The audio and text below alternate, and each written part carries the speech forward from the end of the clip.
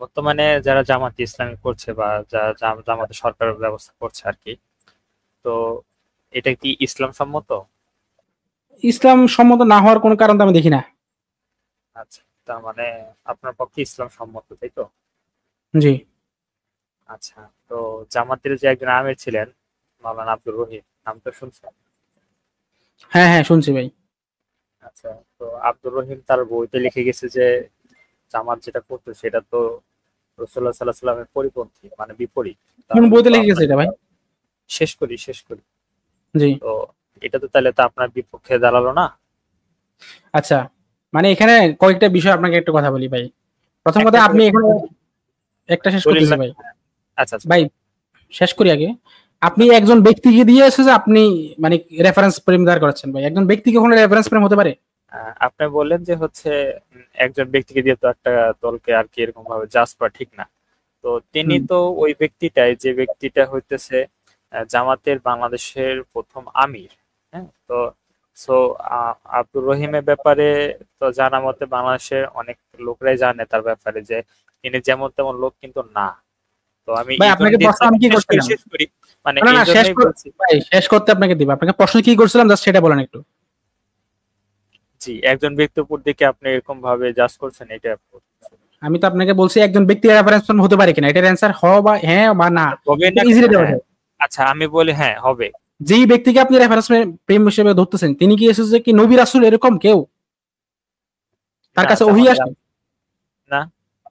না। তাহলে যদি ওহী না আসে তাহলে তার কথা মানে রেফারেন্স ফ্রেম হওয়ার মানে তার একজন ব্যক্তি মানে তার একটা কথাই আচ্ছা আচ্ছা, রেফারেন্স ফ্রেম হ্যাঁ। হয়ে যাবে।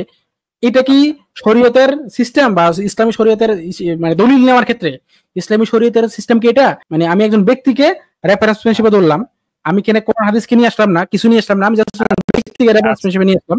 এটা কি আচ্ছা ইসলাম আচ্ছা আচ্ছা ভাই? আচ্ছা। আপনি তো আমাকে কথা শেষ করতে দিতে হবে ভাই। না, আমি তো আমি কিছু তো মানে শুনতেছি আর কি, বলতেছি। আচ্ছা আচ্ছা, হ্যাঁ মানে বলেন। মাঝখানে কথা বলতেছেন যে এটা আমার ডিস্টার্ব হচ্ছে, এই কারণে বলতেছি। আচ্ছা আমি যে প্রশ্নগুলো আপনাকে করতেছি এগুলো কিন্তু হ্যাঁ বা তা না অ্যান্সার দেওয়া যায়, আপনি ব্যাখ্যা করেন, কোনো সমস্যা নাই, আমি আপনাকে সুযোগ দিব। মাওলানা আব্দুর রহিম কি কি করছে বা ওনার কি কি দ্বিমত আছে, কি কি সম্মতি আছে, এগুলো নিয়ে আমি আপনার সাথে ডিসকাস করবো, কোনো সমস্যা নাই আপনার। বাট আমাকে তো আগে প্রিন্সিপালটা সেট করে সুযোগ তো দিতে হবে, তাই না? আপনাকে যে প্রশ্নগুলো করতেছে এগুলো হ্যাঁ বানাতে অ্যান্সার করা যায়। তাহলে আমরা এখানে প্রথম কথা হচ্ছে যে আপনি বললেন যে একজন ব্যক্তিকে রেফারেন্স দাঁড় করানো যায়।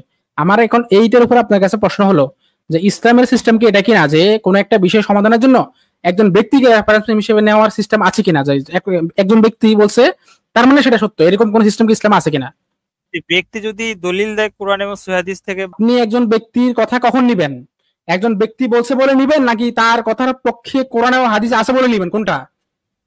ভাই, তার পক্ষে কোরআন এবং হাদিস আছে বলে আমি তারটা কথা নিচ্ছি, এবং ওকে ফাইন। তিনি যে কথাটা তাহলে বলছে। হ্যাঁ ভাই বলেন। একটু শেষ করেন না, আমি আমি আপনাকে আচ্ছা একটা আচ্ছা, প্রিন্সিপাল আগে আসি।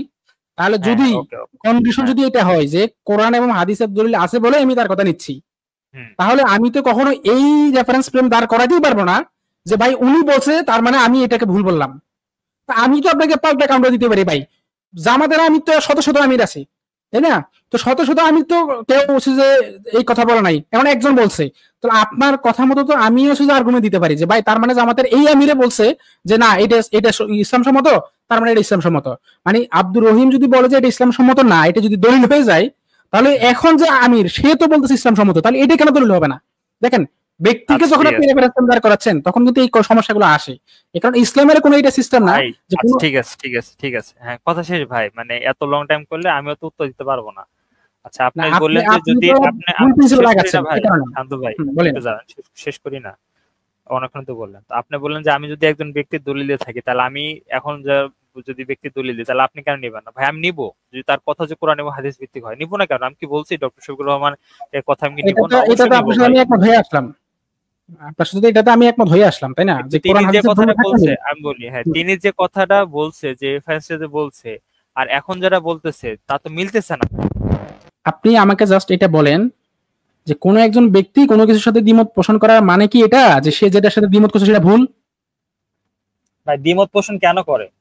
এটা তো আগে ভাই বুঝতে হবে না। মনে হয় তার কাছে মনে হচ্ছে সে তো কোনো অভিপ্রাপ্ত লোক না রে ভাই, যে তার যেটা থিঙ্কিং সেটা সবসময় সত্য হতে হবে। ভাই ভুলটা আসলে কার আব্দুর রহিমের নাকি ডক্টর শফিকুর রহমান? ভুলটা কার আমি এটা তো ভুলটা কার সেটা নিয়ে কি আলোচনা হচ্ছে ভাই? ভুলটা কার সেটা নিয়ে কি আলোচনা হচ্ছে, নাকি এখানে রেফারেন্সের প্রিন্সিপাল কি হবে সেটা নিয়ে আলোচনা হচ্ছে ভাই? আপনি তো দেখতেছি ভাই। না আপনি আমি যে আচ্ছা সিতার ভাই, আপনি কি শুনতে পাচ্ছেন? জি ভাই, ঠিক মানে ওনার সাথে আমার কি আলোচনা হচ্ছে? ওনার যুক্তি ঠিক নেই, এটা আমি বলতে চাচ্ছি। উনি একজন ব্যক্তিকে দিয়ে পুরো সংগঠনকে বিচার করতে যাচ্ছে। না ওটা বাদ দেন। ওনার সাথে কি আমার এখানে কার ভুল সেটা নিয়ে আলোচনা হচ্ছে, নাকি রেফারেন্সের প্রিন্সিপাল কি সেটা নিয়ে আলোচনা হচ্ছে? হ্যাঁ, প্রিন্সিপাল নিয়ে আলোচনা হবে। তাহলে উনি আমাকে যে প্রশ্নটা করতেছে যে ভাই ভুলটা কার, মাওলানা আব্দুর রহিম না শফিকুর রহমান, এটা তো আমার আলোচনার বিষয় না রে ভাই। আমরা আপনার সাথে ডিসকাস করতেছি যে প্রিন্সিপাল কেমনে সেট করবো। আমি যে রেফারেন্স গ্রহণ করবো, একটা রেফারেন্স আমি গ্রহণ করব, সেটার প্রিন্সিপালটা কি হবে? তাই না? আমাকে তো আগে রেফারেন্স ফ্রেম কিভাবে আগে উসুল ঠিক করতে হবে, প্রিন্সিপাল ঠিক করতে হবে। আচ্ছা ইসলামের ভাষায় বললাম উসুল, হ্যাঁ এতক্ষণ রেফারেন্স বা ফিলোসফির ভাষা বললাম, এখন ইসলামের ভাষা বলতেছি। আমাকে যখন আমি একটা শরীয়তের কোন একটা কনক্লুশনে পৌঁছাতে হবে বা কোন একটা দলিল নিতে হবে, আমাকে তো আগে উসুল জানতে হবে যে আমি দলিলটা যে নিচ্ছি কিভাবে নিচ্ছি, কোন উসুলের ভিত্তিতে নিচ্ছি, তাই না?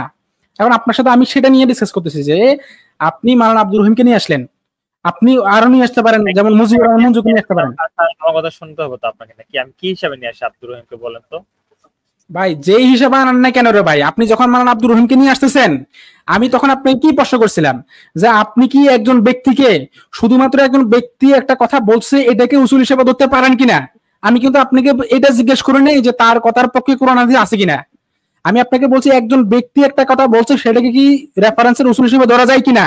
কোরআন হাদিস থেকে উসুল দিয়ে কথা বলবো, কোনো সমস্যা নাই, যেহেতু আমি ব্যক্তি। তাহলে এই কোরআন হাদিসকে উসুল নিয়ে আপনি এখন বলেন আমার সাথে। জি আচ্ছা, এখন আমার কাছে কোশ্চেন যে ভাই আপনি যে বললেন যে কোনো সমস্যা দেখতেছি না, তো আমি এখন বলতেছি যে এখন বর্তমানে যা আমাদের করতেছে এটা ইসলামে যে আপনি জায়েজ বা হালাল সাব্যস্ত করেন, কোন প্রেক্ষাপটের ভিত্তিতে আপনি জায়েজ বা হালাল? না আমি আপনাকে বলি ভাই, যেটা হারাম যারা বলবে তারা দলিল দিবে ভাই, বুঝছেন? এটা ইসলামের উসুল। যারা কোনো একটা কিছু হারাম সাব্যস্ত করবে তারা দলিল দিবে। সো আপনি একটু দলিলটা দেন কোরআন হাদিস থেকে যে আমার যেটা করতেছে এটা হারাম কেমনে হয়। আচ্ছা ঠিক আছে, হ্যাঁ এখন ঠিক আছে, আমি দলিল দিচ্ছি। দলিল হইতেছে যে বর্তমানে যে জামাত করছে তারা হচ্ছে গণতান্ত্রিক জাতীয়তাবাদ এবং বহু সংস্কৃতিমূলকে বিশ্বাসী। হ্যাঁ রেফারেন্সটা দিয়ে তারপর কথা বলেন। আচ্ছা ঠিক আছে, রেফারেন্সটা দিচ্ছি। আচ্ছা এই যে সংবিধান সংস্কার কমিশনের প্রতিবেদন, ঠিক আছে, এটা হইতেছে 15 জানুয়ারি 2025 তৃতীয় খণ্ড। এটাতে হইতেছে আপনার এই যে গঠিত হয় প্রজ্ঞাপন জারি করে যখন ডক্টর ইউনূস সরকার আসলো, তখন সবার হাতে একটা প্রস্তাবনা দিয়েছিল, হ্যাঁ, যে কিভাবে আমরা চালাবো। বিভিন্ন দল আছে, দলকে দিয়ে গেছিল, এবারে সহকারে দেওয়া আছে এবং যারা যারা ছিল সদস্য সবার নাম দেওয়া আছে। দেখেন কি বলছে বাংলাদেশ জামাত ইসলামী, যে আমরা অঙ্গীকার করিতেছি যে যে সকল মহান আদর্শ আমাদের বীর জনগণকে জাতীয় স্বাধীনতা ও গণতন্ত্র রক্ষার সংগ্রামে আত্মনিয়োগ ও বীর শহীদদিগকে প্রাণোৎসর্গ করিতে উদ্বুদ্ধ করিয়াছিল, জাতীয়তাবাদ, গণতন্ত্র, অর্থনৈতিক ও সামাজিক ন্যায় বিচার, সর্বশক্তিমান আল্লাহর উপর পূর্ণ আস্থা ও বিশ্বাস এবং বহু সংস্কৃতিমূলক সমাজে সেই সকল আদর্শ হবে আমাদের সংবিধানের মূলনীতি। যে এই যে এখানে কিছু ওয়ার্ড আছে, যেমন হচ্ছে জাতীয় স্বাধীনতা, গণতন্ত্র, জাতীয়তাবাদ, তারপর হচ্ছে যে এই প্রত্যেকটা বিষয়, সর্বশক্তিমান আল্লাহর উপর পূর্ণ আস্থা ও বিশ্বাস এবং বহু সংস্কৃতিমূলক সমাজের, এই যে এখানে যে ওয়ার্ড গুলো আছে, আচ্ছা আল্লাহর উপর পূর্ণ বিশ্বাস আস্থা কি, এগুলো আমরা সবাই জানি, এগুলো নিয়ে আর কথা বলতে হবে না। এই যে এখানে ধরেন আমরা ডেমোক্রেসি নিয়ে কথা বলি, এই যে গণতন্ত্র, জামাত ইসলামী গণতন্ত্রের কথা বলি, এটা তো আরো খারাপ। হ্যাঁ জাতীয়তাবাদটা ধরেন ভাই, একটা আমরা যে কোনো একটা ধরতেছি, হ্যাঁ এখন একটা করে তাকাই। যেমন ধর আমরা ডেমোক্রেসি নিলাম, হ্যাঁ এটা নিয়ে তো সবচেয়ে বেশি যে ডেমোক্রেসি খুব আরাম একটা কাজ। তাহলে এখন ভাই এই যে এই সিস্টেমটা, আমি এই শব্দের ডেফিনেশন গুলোতে বা শব্দ মানে তারা আসলে এই দ্বারা কি বুঝাই সেখানে আমি একটু পরে যাব। তার আগে আপনার থেকে একটা রেফারেন্স চাইবো, সেটা হচ্ছে যে এখানে আপনি এই যে এখানে যে ওয়ার্ড গুলো আছে, এই ওয়ার্ড গুলোর সাথে ইসলামের যে কন্ট্রাডিকশন, সেটা ইসলামী একটা দলিল দেন আমাকে প্রথমে, তারপরে তাহলে আমার জন্য সুবিধা হবে আপনাকে বোঝানোর জন্য। জি মানে এই যে আমি এখন যে বললাম জাতীয়তাবাদ, গণতন্ত্র, এগুলো একটা দলিল লাগবে। যেমন ধরুন আমরা ডেমোক্রেসি নিয়ে আগে প্রথমে, তারপর জাতীয়তাবাদ নিয়ে তো বলা যাবে, তারপরে বহু সংস্কৃতি নিয়ে বলা যাবে, প্রথমে ডেমোক্রেসি নিয়ে।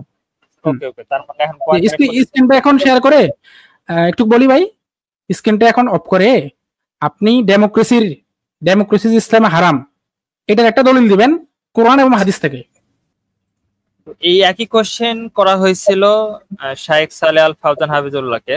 কোরআন এবং হাদিসের দলিল ভাই, গণতন্ত্র জিনিসটা যে মানে হারাম, এই পক্ষে দলিল দিব কোরআন এবং হাদিস থেকে।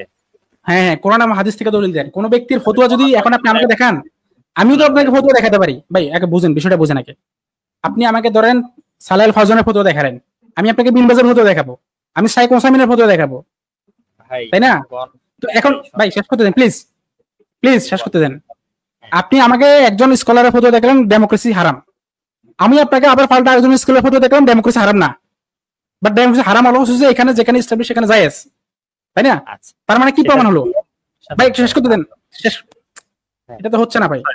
হ্যাঁ সরি বলেন। তার থেকে এই কারণে আমি আপনার থেকে সরাসরি কোরআন এবং হাদিস থেকে রেফারেন্স আছে। শাইখ সালেহ আল ফাওজান কি বলছে, শাইখ উসাইমিন কি বলছে, শাইখ বিন বাজ কি বলছে, সেটা বাংলাদেশের ক্ষেত্রে অ্যাপ্লিকেবল হবে না। আমিও তো দেখাতে পারি ভাই, আমি তো এটা অনেককে দিছি যে এই বিন বাজ থেকে শুরু করে সৌদি আরবের গ্রান্ড মুফতি অনেক বড় বড় স্কলার, সালাফি স্কলাররা তারা বলছে যে গণতন্ত্র শুধু জায়েজ না ফরজ বলছে ভাই। তো আমি কি এখন আমি তো চাইলে আপনার সাথে একদম বিতর্ক সবগুলো এখানে ক্যান্সেল করে দিতে পারি যে ভাই কোনো বিতর্ক নাই, আমি আমার মতের পক্ষে একজন স্কলারের রেফারেন্স দিয়ে দিলাম, শেষ। গণতন্ত্র যে হালাল এটা আপনার কোরআন এবং হাদিসে দলিল দেন তো? গণতন্ত্র হারাম হওয়ার দলিল? হ্যাঁ দেখেন সূরা আনাম আয়াত নাম্বার 116 খুলবে, ঠিক আছে?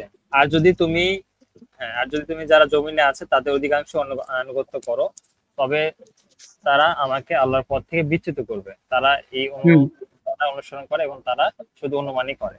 তো এই আয়াতের প্রেক্ষাপটে যখন আমরা গণতন্ত্র জিনিসের সাথে আসবো, তখন গণতন্ত্র জিনিসটা ঠিক একই সেম কথা বলছে যে মানুষের অধিকাংশ মানুষের মধ্যে আমাদের কি চলবে, দেশ চলবে। আর এই দেশের প্রেক্ষাপটে আমাদের যারা সালাফি যে আহলুল হাদিস গুলো আছে, বা আমাদের আপনার হচ্ছে সালেহ আল ফাওজান হাফিজুল্লাহ, তিনি এখানে দলিল দিয়েছে। তিনি দলিলটা কি দিছে আমি এখন বলি, তাহলে বুঝতে পারবেন জিনিসটা। এক মিনিট। না না না না না না, এখানে থাকেন। ওনার দলিলে যাওয়ার দরকার নেই ভাই। কাজ হলো জ্ঞানের দৃঢ়। কেন বুঝতেছেন না ভাই? আপনি যদি ওনার দলিল দেখেন, আমি তো এখানে আসলে বিন বাজের দলিল নিয়ে বসে আছি রে ভাই। এখন আপনি আমার তো বলতে ভাই কথাটা শেষ করতে দিচ্ছে না ভাই। আপনি যদি এখন ওসাইমিন কি বলছে এটা দেখেন, ওসাইমিনের কথা তো আমি নিতে রাজি না রে ভাই। আপনাকে তো প্রথমে কেন নিতে রাজি না এটা আমি আপনাকে ব্যাখ্যা করে দিলাম। আমি যদি শেষ করতে দেন প্লিজ, শেষ করতে দেন ভাই। ওসাইমিনের কথা যদি দলিল হয় তাহলে তো বিন বাজের কথা দলিল, তাই না? সালেহ আল ফাওজানের কথা দলিল, ওসাইমিনের কথা দলিল, বিন বাজের কথা দলিল। হ্যাঁ দলিল, হ্যাঁ মানে নিচ্ছে বলে। তাহলে তো আরেকজন স্কলারের কথা দলিল হবে, তাই না? এখন আমি সেখান থেকে ধরেন একজনে বলছে এই একটা কাজ হারাম, আরেকজনে বলছে হালাল, তাহলে আমি কাটটা নিব? আমি তো নিব যেটা কোরআন এবং হাদিস আছে সেটা, তাই না? তাহলে আপনি এখন কোরআন থেকে একটা রেফারেন্স দিচ্ছেন না যে এই কারণে গণতন্ত্র হারাম, তাই তো?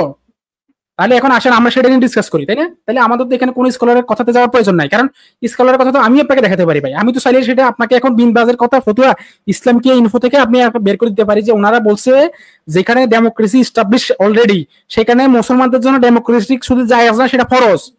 তা আমি তো এই ফতুয়া দিয়ে আপনার সাথে বিতর্ক এড়াই দিতে পারি রে ভাই। আপনার সাথে তো আমার কনক্লুশন এখানে দিতে পারি ভাই, আপনি চাইলে আমি সেটা দেখাতে পারি, কিন্তু আমি তো সেখানে যাচ্ছি না রে ভাই। ফরজ বলছে, বুঝি নাই কোথায় ফরজ বলছে বললে? আচ্ছা ঠিক আছে, আপনাকে একটু দেখা দিচ্ছি। এখানে দেখেন ওনাকে প্রশ্ন করা হয়েছে গণতন্ত্রের হুকুম কি, পার্লামেন্টে গুরুত্ব পদ গ্রহণ কিংবা গণতান্ত্রিক সরকারের অন্য কোনো দায়িত্ব গ্রহণ করার হুকুম কি, গণতান্ত্রিক পদ্ধতিতে কোনো ব্যক্তিকে ভোট দেওয়া ও নির্বাচনের হুকুম কি। আসেন আগে আমরা দেখি এই ফতোয়াটা কে কে দিচ্ছে। প্রথমত এটা কোথা থেকে আমরা নিলাম, ইসলামকে ইনফো থেকে। আসেন এই ফতোয়াটা কোথা থেকে নিয়ে আসে দেখেন। শাইখ আব্দুল্লাহ বিন বাজ, শাইখ আব্দুর রাজ্জাক আফিফি, শাইখ আব্দুল্লাহ ওদাইন, স্থায়ী কমিটির ফতোয়া সমগ্র খণ্ড 1 373 থেকে সমাপ্ত। আচ্ছা আসেন এখন ফতোয়াতে কি বলছে আমরা এটা দেখি। গণতন্ত্র একটি মানব রচিত মতবাদ, এর মানে জনগণ নিজে নিজেকে শাসন করা, তাই এটি ইসলাম বিরোধী মতবাদ। আচ্ছা, শাসনের অধিকার সুউচ্চ ও সুমহান আল্লাহর অধিকার, কোন মানুষকে আইন প্রণয়ন করার অধিকার দেওয়া জায়েজ নেই, সে মানুষ যেই হোক না কেন। তো ভাই এখান দিয়ে তো বোঝা যাচ্ছে গণতন্ত্র। পরে যান চেরি পিকিং কেন, পরে যান একটু পরে যান। যাচ্ছি পরে যান। মাকতুল আদাইন ওয়াল মাযাহিব আল মুসায়য়ারা গ্রন্থে দ্বিতীয় খণ্ড 1066। হ্যাঁ গ্রন্থের নাম বলতে পারেন আপনি, মানে লাইনগুলো পড়ে যান। জি, সন্দেহ নেই গণতান্ত্রিক শাসন ব্যবস্থা আল্লাহর আনুগত্য ও তার প্রতি স্বীকার কিংবা আইন প্রণয়নের অধিকারের ক্ষেত্রে নব্য শিরকের একটি রূপ। শিরকের একটি রূপ হচ্ছে ভাই নিচে যান না ভাই, পড়ে যান না রে ভাই, একটু এত ভয় পাচ্ছেন কেন নিচে দিকে যাইতে? আমি সারাদিন পড়বো, কোনো সমস্যা। এই পদ্ধতি শুনতেছি আর কি, যে ফার্স্টে গণতন্ত্র হারাম বললো, পরে আর কি সেটিকে রূপ বললো। আচ্ছা, এই পদ্ধতিতে মহামহিত স্রষ্টার কর্তৃত্বকে বাতিল করে দেওয়া হয়, অথচ আইন প্রণয়নের একচ্ছত্র অধিকার হচ্ছে স্রষ্টার, আলহামদুলিল্লাহ, কিন্তু সে অধিকার তার থেকে ছিনিয়ে মাখলুককে প্রদান করা হয়। আল্লাহ তাআলা বলেন, তোমরা তাকে বাদ দিয়ে নিছক কতগুলো নামের প্রতিমার ইবাদত করছো, যে নামগুলো যে নামগুলো তোমাদের পূর্বপুরুষগণ ও তোমরা রেখেছো, এর পক্ষে কোনো প্রমাণ আল্লাহ অবতীর্ণ করেননি। বিধান দেওয়ার অধিকার শুধুমাত্র আল্লাহর, তিনি নির্দেশ দিয়েছেন শুধু তাকে ছাড়া অন্য কারো ইবাদত না করতে, এটাই সার্বভৌম ধর্ম। কিন্তু অধিকাংশ মানুষ তা জানে না। আল্লাহ তাআলা আরো বলেন, বিধান দেওয়ার অধিকার শুধুমাত্র আল্লাহর, সূরা আনাম আয়াত নাম্বার 57। এই বিষয়ে বিশদ আলোচনা এততে উল্লেখ করা হয়েছে। 2, যে ব্যক্তি দাঁড়ান একটু উপরে তুলি, জানেন চলে গেল। পড়েন। যে ব্যক্তি গণতান্ত্রিক সরকার পদ্ধতি প্রকৃত অবস্থান জানে, ইসলাম গণতন্ত্রের হুকুম কি সেটা জানে, তারপরে এই পদ্ধতিকে স্বীকৃতি দিয়ে নিজেকে কিংবা অন্য কাউকে নির্বাচিত করে, সে ব্যক্তি ভয়াবহ সংখ্যার মধ্যে আছে। আচ্ছা, আবার পড়বো। আচ্ছা, কারণ ইতিপূর্বে উল্লেখ করা হয়েছে যে গণতান্ত্রিক পদ্ধতি সম্পূর্ণরূপে ইসলাম বিরোধী।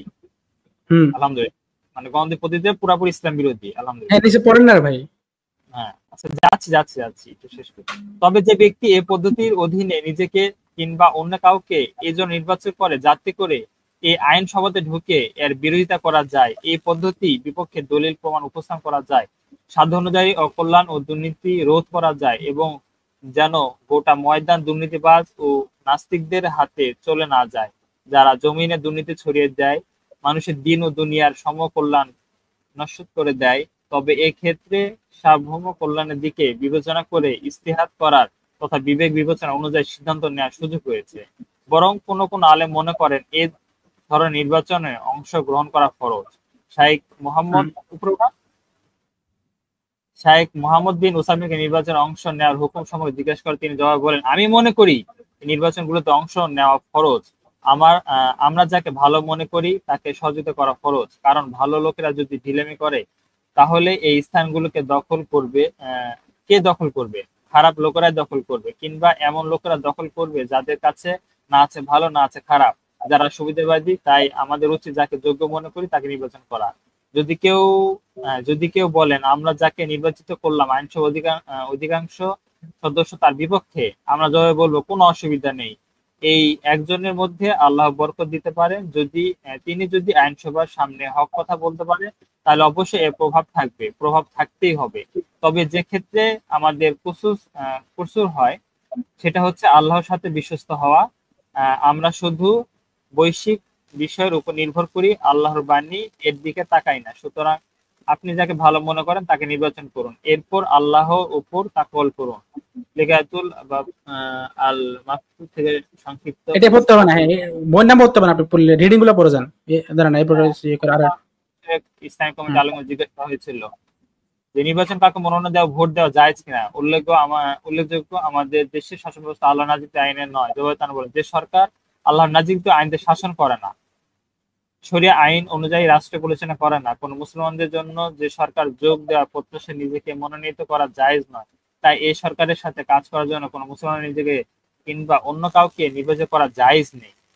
তবে কোন মুসলমান যদি এই উদ্দেশ্যে নির্বাচন প্রার্থী হয় কিংবা অন্যকে নির্বাচিত করে যে এর মাধ্যমে এই শাসন ব্যবস্থা পরিবর্তন করে ইসলামী শরিয়া ভিত্তিক শাসন ব্যবস্থা কায়েম করবে, নির্বাচনে অংশগ্রহণকে তারা বর্তমান শাসন ব্যবস্থার উপর আধিপত্য বিস্তার করার মাধ্যম হিসাবে গ্রহণ করে, তাহলে সেটা জায়েজ। তবে সেক্ষেত্রে যে ব্যক্তি প্রার্থী হবেন তিনি এমন কোন পদ গ্রহণ করতে পারবেন না যা ইসলাম শরীয়তের সাথে সরাসরি সাংঘর্ষিক। হ্যাঁ, নিচে আসেন আর নাই। হ্যাঁ আছে তো, পড়েন। শেখ আব্দুল বিন আজিজ, শেখ আব্দুল আজিজ বিন আব্দুল গুদাইন। আচ্ছা, যাই হোক, ইস্তাকনি জিজ্ঞেস করা হয়, আপনারা জানেন আমাদের আলজেরিয়াতে আইনসভা নির্বাচিত অনুষ্ঠিত হয়। কিছু কিছু দল আছে যারা ইসলামী হুকুমত কায়েমের দিকে আহ্বান করে, আর কিছু দল আছে যারা ইসলামী হুকুমত চায় না। এখন যে ব্যক্তি এমন কাউকে ভোট দেয় যে প্রার্থী ইসলামী হুকুম চায় না, সে ব্যক্তির হুকুম কি হবে? তবে এই ব্যক্তি নামাজ আদায় করে। জবাবে তারা বলেন, যেসব দেশে ইসলামী শরিয়া ভিত্তিক শাসন ব্যবস্থা চালু নাই সেসব দেশে মুসলমানদের উপর ফরজ ইসলামী হুকুমত ফিরিয়ে আনার জন্য তাদের সর্বোচ্চ চেষ্টায় নিয়োজিত করা, এবং যে দল ইসলামী হুকুমত বাস্তবায়ন করবে বলে তারা ধারণা করেন সে দলকে একজোটে সবাই মিলে সহযোগিতা করা। পক্ষান্তরে যে দল ইসলামী শরিয়ার বাস্তবায়ন না করার প্রতি আহ্বান জানায় সে দলকে সহযোগিতা করা না যায়, বরং এ ধরনের সহযোগিতা ব্যক্তিকে উপর দিকে ধাবিত করে। দলিল হচ্ছে আল্লাহর বাণী, আর আমি আদেশ করছি যে আপনি তাদের মাঝে আল্লাহ যা নাজিল করেছেন তদনুযায়ী বিধান দিন, তাদের প্রবৃত্তি অনুসরণ করবেন না এবং তাদের ব্যাপারে সতর্ক থাকুন, যাতে করে আল্লাহ আপনার প্রতি যা নাজিল করেছে তারা এর কোনো কিছু হতে আপনার বিচ্যুত করতে না পারে। অতঃপর যদি তার মুখ ফিরে নেয় তবে জেনে রাখুন আল্লাহ তাদেরকে পাবে শাস্তি দিতে চান। নিশ্চয় মানুষের মধ্যে অনেকে ফাসিক। আচ্ছা, আরো আসতো না? হ্যাঁ, আচ্ছা, এখান থেকে কি বলতে যাচ্ছেন আপনি বলেন তো? হ্যাঁ, পড়া শেষ করেন ভাই, শেষ করেন। কে কে দিছে ফতোয়াটা একটু পড়েন ওইটা। হ্যাঁ, পড়লাম তো। এই যে আপনার নামগুলো একটু পড়েন, নামগুলো একটু পড়েন। হ্যাঁ, শেষ। হ্যাঁ, বলেন কি এখান থেকে কি নামগুলো একটু পড়েন, নিজের মুখে একটু পড়েন রে ভাই নামগুলো। যে এখানে আজিজ বিন বাজ, শাইখ আব্দুর রাজ্জাক আফিফি, শাইখ আব্দুল্লাহ গুদায়ান, স্থায়ী কমিটি ফতোয়া সমূহ। হ্যাঁ, কি আছে এখন বলেন, এখানে পড়ে আপনি কি বুঝছেন?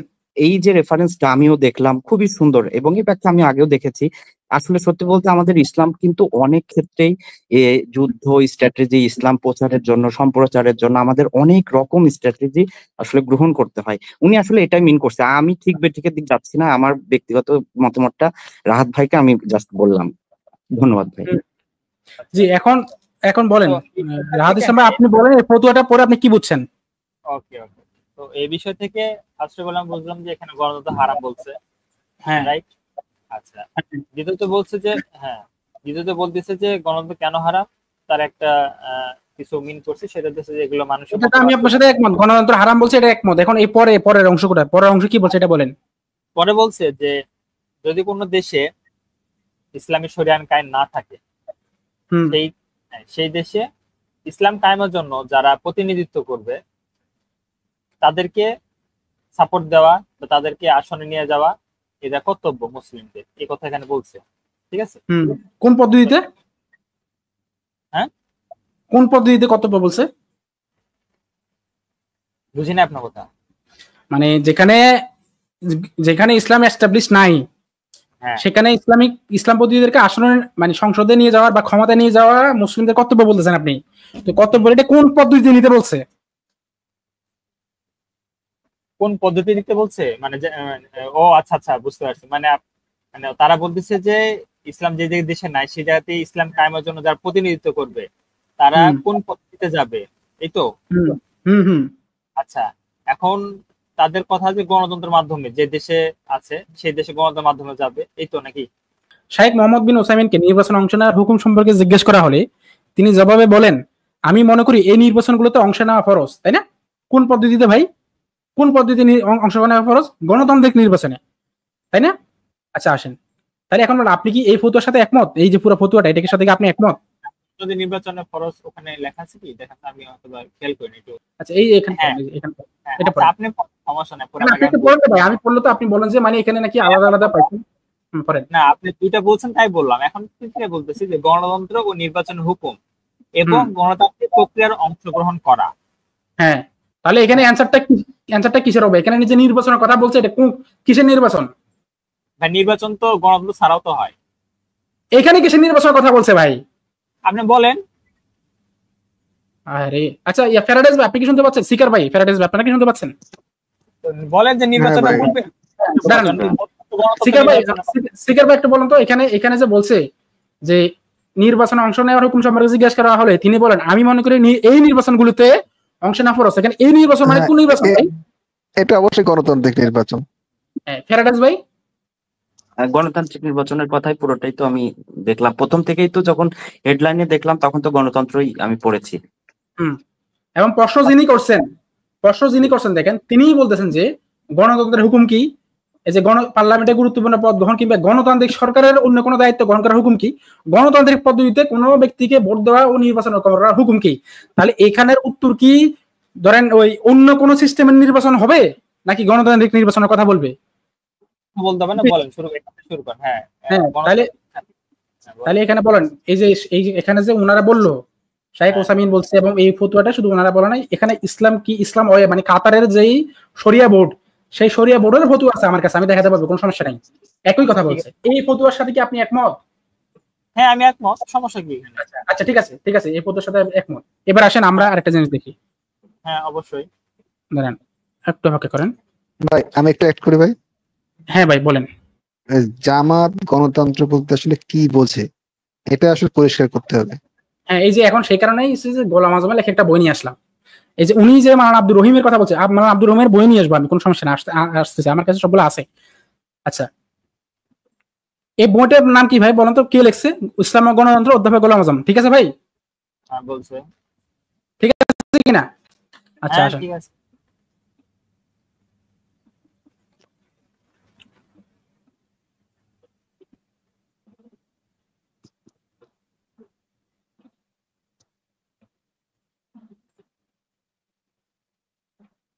এই যে পাশ্চাত্য গণতন্ত্র ধারণা, এখান থেকে পড়েন। আপনি পড়ে শোনান। না আপনি পড়েন ভাই, আপনি পড়েন। পড়েন। ছোট মনে হচ্ছে, বড় করে দিবারো। হ্যাঁ বড় করে। পাশ্চাত্য গণতন্ত্রের ধারণা, প্রচলিত গণতন্ত্র পাশ্চাত্য থেকে আমদানি হয়েছে। ওই গণতন্ত্র জনের সার্বভৌমত্ব স্বীকৃত। সার্বভৌমত্ব মানে আইন রচনা সর্বোচ্চ শক্তি। আইনের সর্বজনীয় সংজ্ঞা হলো law is the will on the sovereign. সার্বভৌমত্ব সত্তার ইচ্ছার আইন। আধুনিক গণতন্ত্রের সংজ্ঞা, গণতন্ত্রের সর্বোত্তম সত্তা, তাই জনগণ ও জনগণ নির্বাচিত পার্লামেন্টের যে কোনো বিধি চূড়ান্ত সিদ্ধান্ত নেওয়ার অধিকারী। অবশ্য পার্লামেন্টের জনগণ প্রতিনিধিত্ব দ্বারা রচিত শাসনতন্ত্র মেনে চলতে বাধ্য। পার্লামেন্ট 2/3 সংখ্যাগরিষ্ঠ ভোটে স্বাধীন তথ্য পরিবর্তন করার ক্ষমতা রাখে। হ্যাঁ কি নির্বাচিত পার্লামেন্ট না শেষ হয়নি তো এখনো, বলেন। আচ্ছা আপনি কি করছেন বলেন। আর হ্যাঁ এই একটু পড়েন না ভাই। পার্লামেন্ট 2/3 সংখ্যাগরিষ্ঠ ভোটে শাসনতন্ত্র পরিবর্তন করার ক্ষমতা রাখে। নির্বাচিত পার্লামেন্টে বাস্তবে জনসাধারণকে প্রয়োগ করে শাসনতন্ত্র ছাড়া কিছুই পার্লামেন্টের ক্ষমতা গর্ব করতে পারে না। পাশ্চাত্য বলতে আমেরিকা ও ইউরোপে বোঝায়। সেখানে ধর্মের অস্তিত্ব থাকলেও তারা জড়বাদে বস্তুবাদ বিশ্বাসী। তাদের সভ্যতার ভিত্তি হলো জড়বাদ। এই মতবাদের সার কথা হলো বস্তুবদ্ধ, একটু জোরে পড়েন ভাই। বস্তুর ঊর্ধ্বতন সত্তার বিশ্বাস করা জরুরি নয়। মানুষ জ্ঞান, বুদ্ধি, বিবেক ও অভিজ্ঞতা ভিত্তিতে সকল বিশ্ব সিদ্ধান্ত মেনে নিতে সক্ষম। আল্লাহর হেদায়েতে কোনো প্রয়োজন। যদিও মানুষ নৈতিক জীব ও ভালো ও মন্দ সম্পর্কে সর্বজনীন ধারণা ও চেতনা সবাই স্বীকার করে, তবু অধিকাংশ মানুষ একমত হয়ে এই সবের বিরুদ্ধেও সিদ্ধান্ত গ্রহণ করার অধিকারী বলে মনে করে। এই নীতির ভিত্তিতে পাশ্চাত্য সব দেশের আইনেই পরস্পর সম্মতি থাকলে বিয়ে ছাড়াও নারী ও পুরুষের জন্মমিলন দর্শনীয় নয়। এমন কি কয়েকটি দেশের আইনে সমকামিতা বৈধ, অথচ পুরুষদের মধ্যেও সমকামিতা নেই। এ দ্বারা এ কথায় প্রমাণিত হয় যে ডিভাইন গাইডেন্সকে অস্বীকার করে শুধু জ্ঞান বুদ্ধি দ্বারা পরিচালিত হলে মানুষ পশুর চেয়ে অধম হতে পারে। কোন পশু কি মানে বলেন আপনি কি মিন করতেছেন? আরে ভাই শেষ করেন না ভাই। আপনি যদি পুরা সব পৃষ্ঠা পড়েন পুরোটা পড়তে দিন রে ভাই, এখানে 18 পৃষ্ঠা বই, আমি আপনাকে 2 পেজ পড়তে দিয়েছি, একটু পড়েন। যে মানুষের মধ্যে তা আইন বৈধ বলেও স্বীকৃতি পায়। বিষয় এখান থেকে পড়েন। বিস্ময়ের বিষয় যে এখান থেকে পড়েন।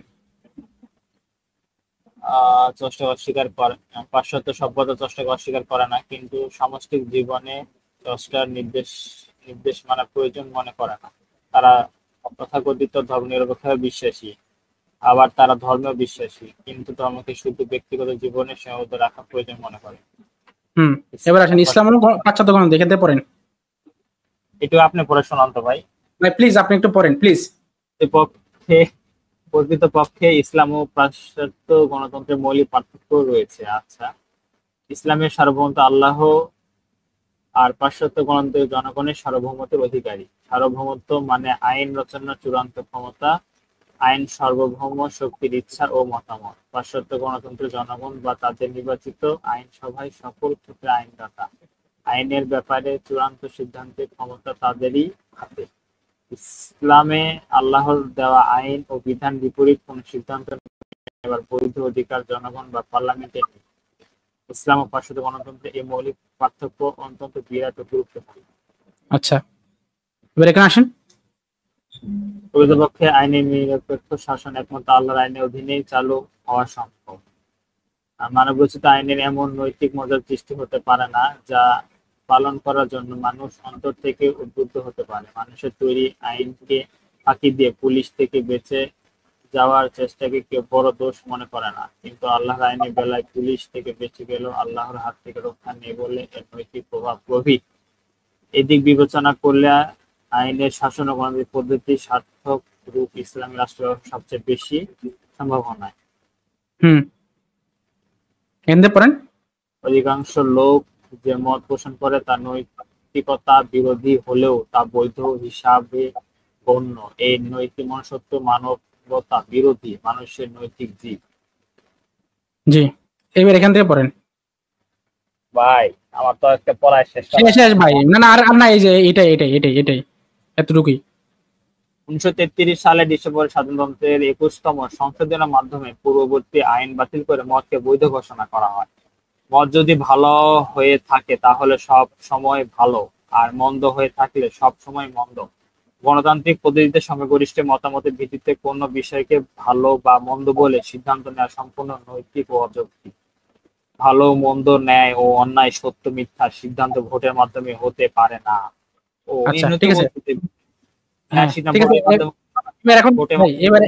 এবার এখন বলেন আমাকে যে এই যে ফতুয়াটা আপনাকে যেটা দেখালাম, সেই ফতুয়া আর এই গোলাম আজমের যে বই, এটার মধ্যে পার্থক্য কোন জায়গায় আছে? মেলা পার্থক্য। আচ্ছা, সিকার ভাই কোনো পার্থক্য পাইছেন? লেখার পার্থক্য তো আছে, কিন্তু তেমন কোনো পার্থক্য নেই। মানে মূল বিষয়টা লেখার তো অবশ্যই পার্থক্য থাকবে ভাই, একজন একরকম করে লিখবে। আমি কি বিষয় মিন করতেছি সেটা পরে আরো লোকদেরকে আনি প্রয়োজন, তারাও বলবে, মানে তারাও তো মানুষ, তারাও তো ব্রেন আছে ভাই, বুঝে সবকিছু, তাই না? শুধু যে আপনি তো বুঝেন বিষয় এরকম না। হ্যাঁ, আচ্ছা আসেন, আপনি একটু বলেন। আমরা শাইখ উসাইমিন, শাইখ বিন বাজ, শাইখ গুদাইন, ওনাদের থেকে একটা ফতোয়া পেলাম, ইসলামকে ইনফু যারা আছে সৌদি আরবের গ্র্যান্ড মুফতি, সেখান থেকে ফতোয়া পেলাম। এবং এই একই ফতোয়া আমি কাতারের ইসলাম ওয়েব যে ওয়েবসাইট আছে, মানে কাতারের যে শরিয়া বোর্ড, সেখান থেকে পেলাম যে গণতন্ত্র হারাম। এই যে পাশ্চাত্য গণতন্ত্র যেটা, এটা হারাম। একই কথা আমরা পেলাম গোলাম আজমের বইতে, পাশ্চাত্য গণতন্ত্র হারাম।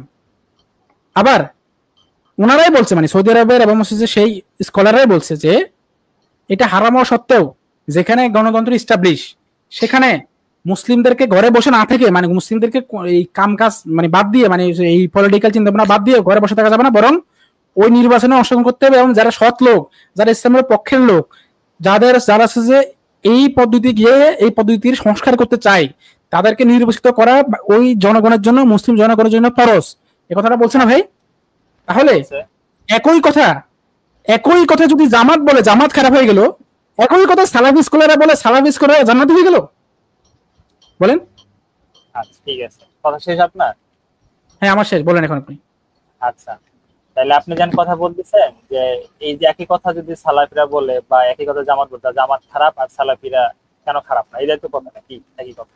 আচ্ছা, তো এখন আমাকে আপনি এখন এটা বোঝা যে এই কথা যদি একটা সাধারণ মানুষ যদি বলে, আমার কথা এখন বোঝা ভালো করে, এই কথা যদি একজন সাধারণ মানুষ যদি বলে যে আমাকে তোমরা একটা রাস্তা বা তৈরি করে দাও, আমি তোমাদের যত সম্ভব আমি তোমাদের মানে শরীয়ত আইন কায়েম করা সম্ভব করে দিব, হ্যাঁ আমরা অ্যাপ্রিশিয়েট। কিন্তু আপনার জামাত যদি বলে এই কথা যে আমরা এই কাজটা করবো, তাহলে যে জামাত যে করতে হবে, তাহলে তার অবশ্যই হুকুমত লাগবে যে আপনার জামাতকে কেন আমরা দিব। মানে বুঝলাম না, আবার বলেন। এই কথার সাথে আমি একমত যে একটু জোরে কথা বলেন ভাই, আপনার কথা আসছে, শোনা যাচ্ছে। আচ্ছা, হ্যাঁ, আমি হেডফোনের কাছে। আচ্ছা, ফতোয়াটা যেটা নিয়ে আসলেন সেটা আমি দ্বিমত পোষণ করছেন, আমি একমত। এই যে ফতোয়ার কথা, এই কথা যদি একজন সাধারণ যদি লোক বলে, তাহলে আমি হ্যাঁ, তাহলে আপনি কি ওই সাধারণ কথা মানে লোকের সাথে কি অ্যাপ্রিশিয়েট হবেন না হবেন না? হ্যাঁ, অ্যাপ্রিশিয়েট, একমত হবো। সে যদি এরকম ইন্টারেস্ট রাখে অবশ্যই একমত হবো। অবশ্যই একমত হবে। আচ্ছা, এখন যদি ওই লোক যদি জামাত ইসলামী না কইরা যদি ওই লোকটা যদি এই কথা বলে, তাহলে আপনি অ্যাপ্রিশিয়েট হবেন কি হবেন না? সেটাই তো বললাম, সাধারণ মানুষ মানে জামাত ইসলামী না করার লোক ভাই। আচ্ছা, অবশ্যই হবেন। তাহলে এখন আমার কথা হইতাছে আমার কথা হইতেছে যে তাহলে আমি দল হিসাবে কেন জামাত ইসলামী লকব লাগায় আমি এই কাজটা করব? ওখানে তো জামাত ইসলামী তো লেখা নাই যে এই জামাত ইসলামী ভাই শেষ করি, এখন ইন্টারাপ্ট করেন না, এখন তো ভাই ইন্টারাপ্ট তো কে করে নাই আপনাকে, কি আজব। হ্যাঁ আচ্ছা হ্যাঁ, তো এতক্ষণ তো আমাকে শোনালেন, তো আমি এখন কথা যে আপনার যে জামাত যে কাজটা করতেছে এটা কোন, আপনি যে সালাফি বলতেছেন, তো কোন সালাফি বা কোন আলোচনা জামাতের একজন ইমাম বলছে যে এই কাজটার মাধ্যমে ইসলাম কায়েম করা সম্ভব? কারণ এই কাজের মাধ্যমে আরো বিভিন্ন দেশ করে আসছে, তারাও কিছুই করতে পারে নাই।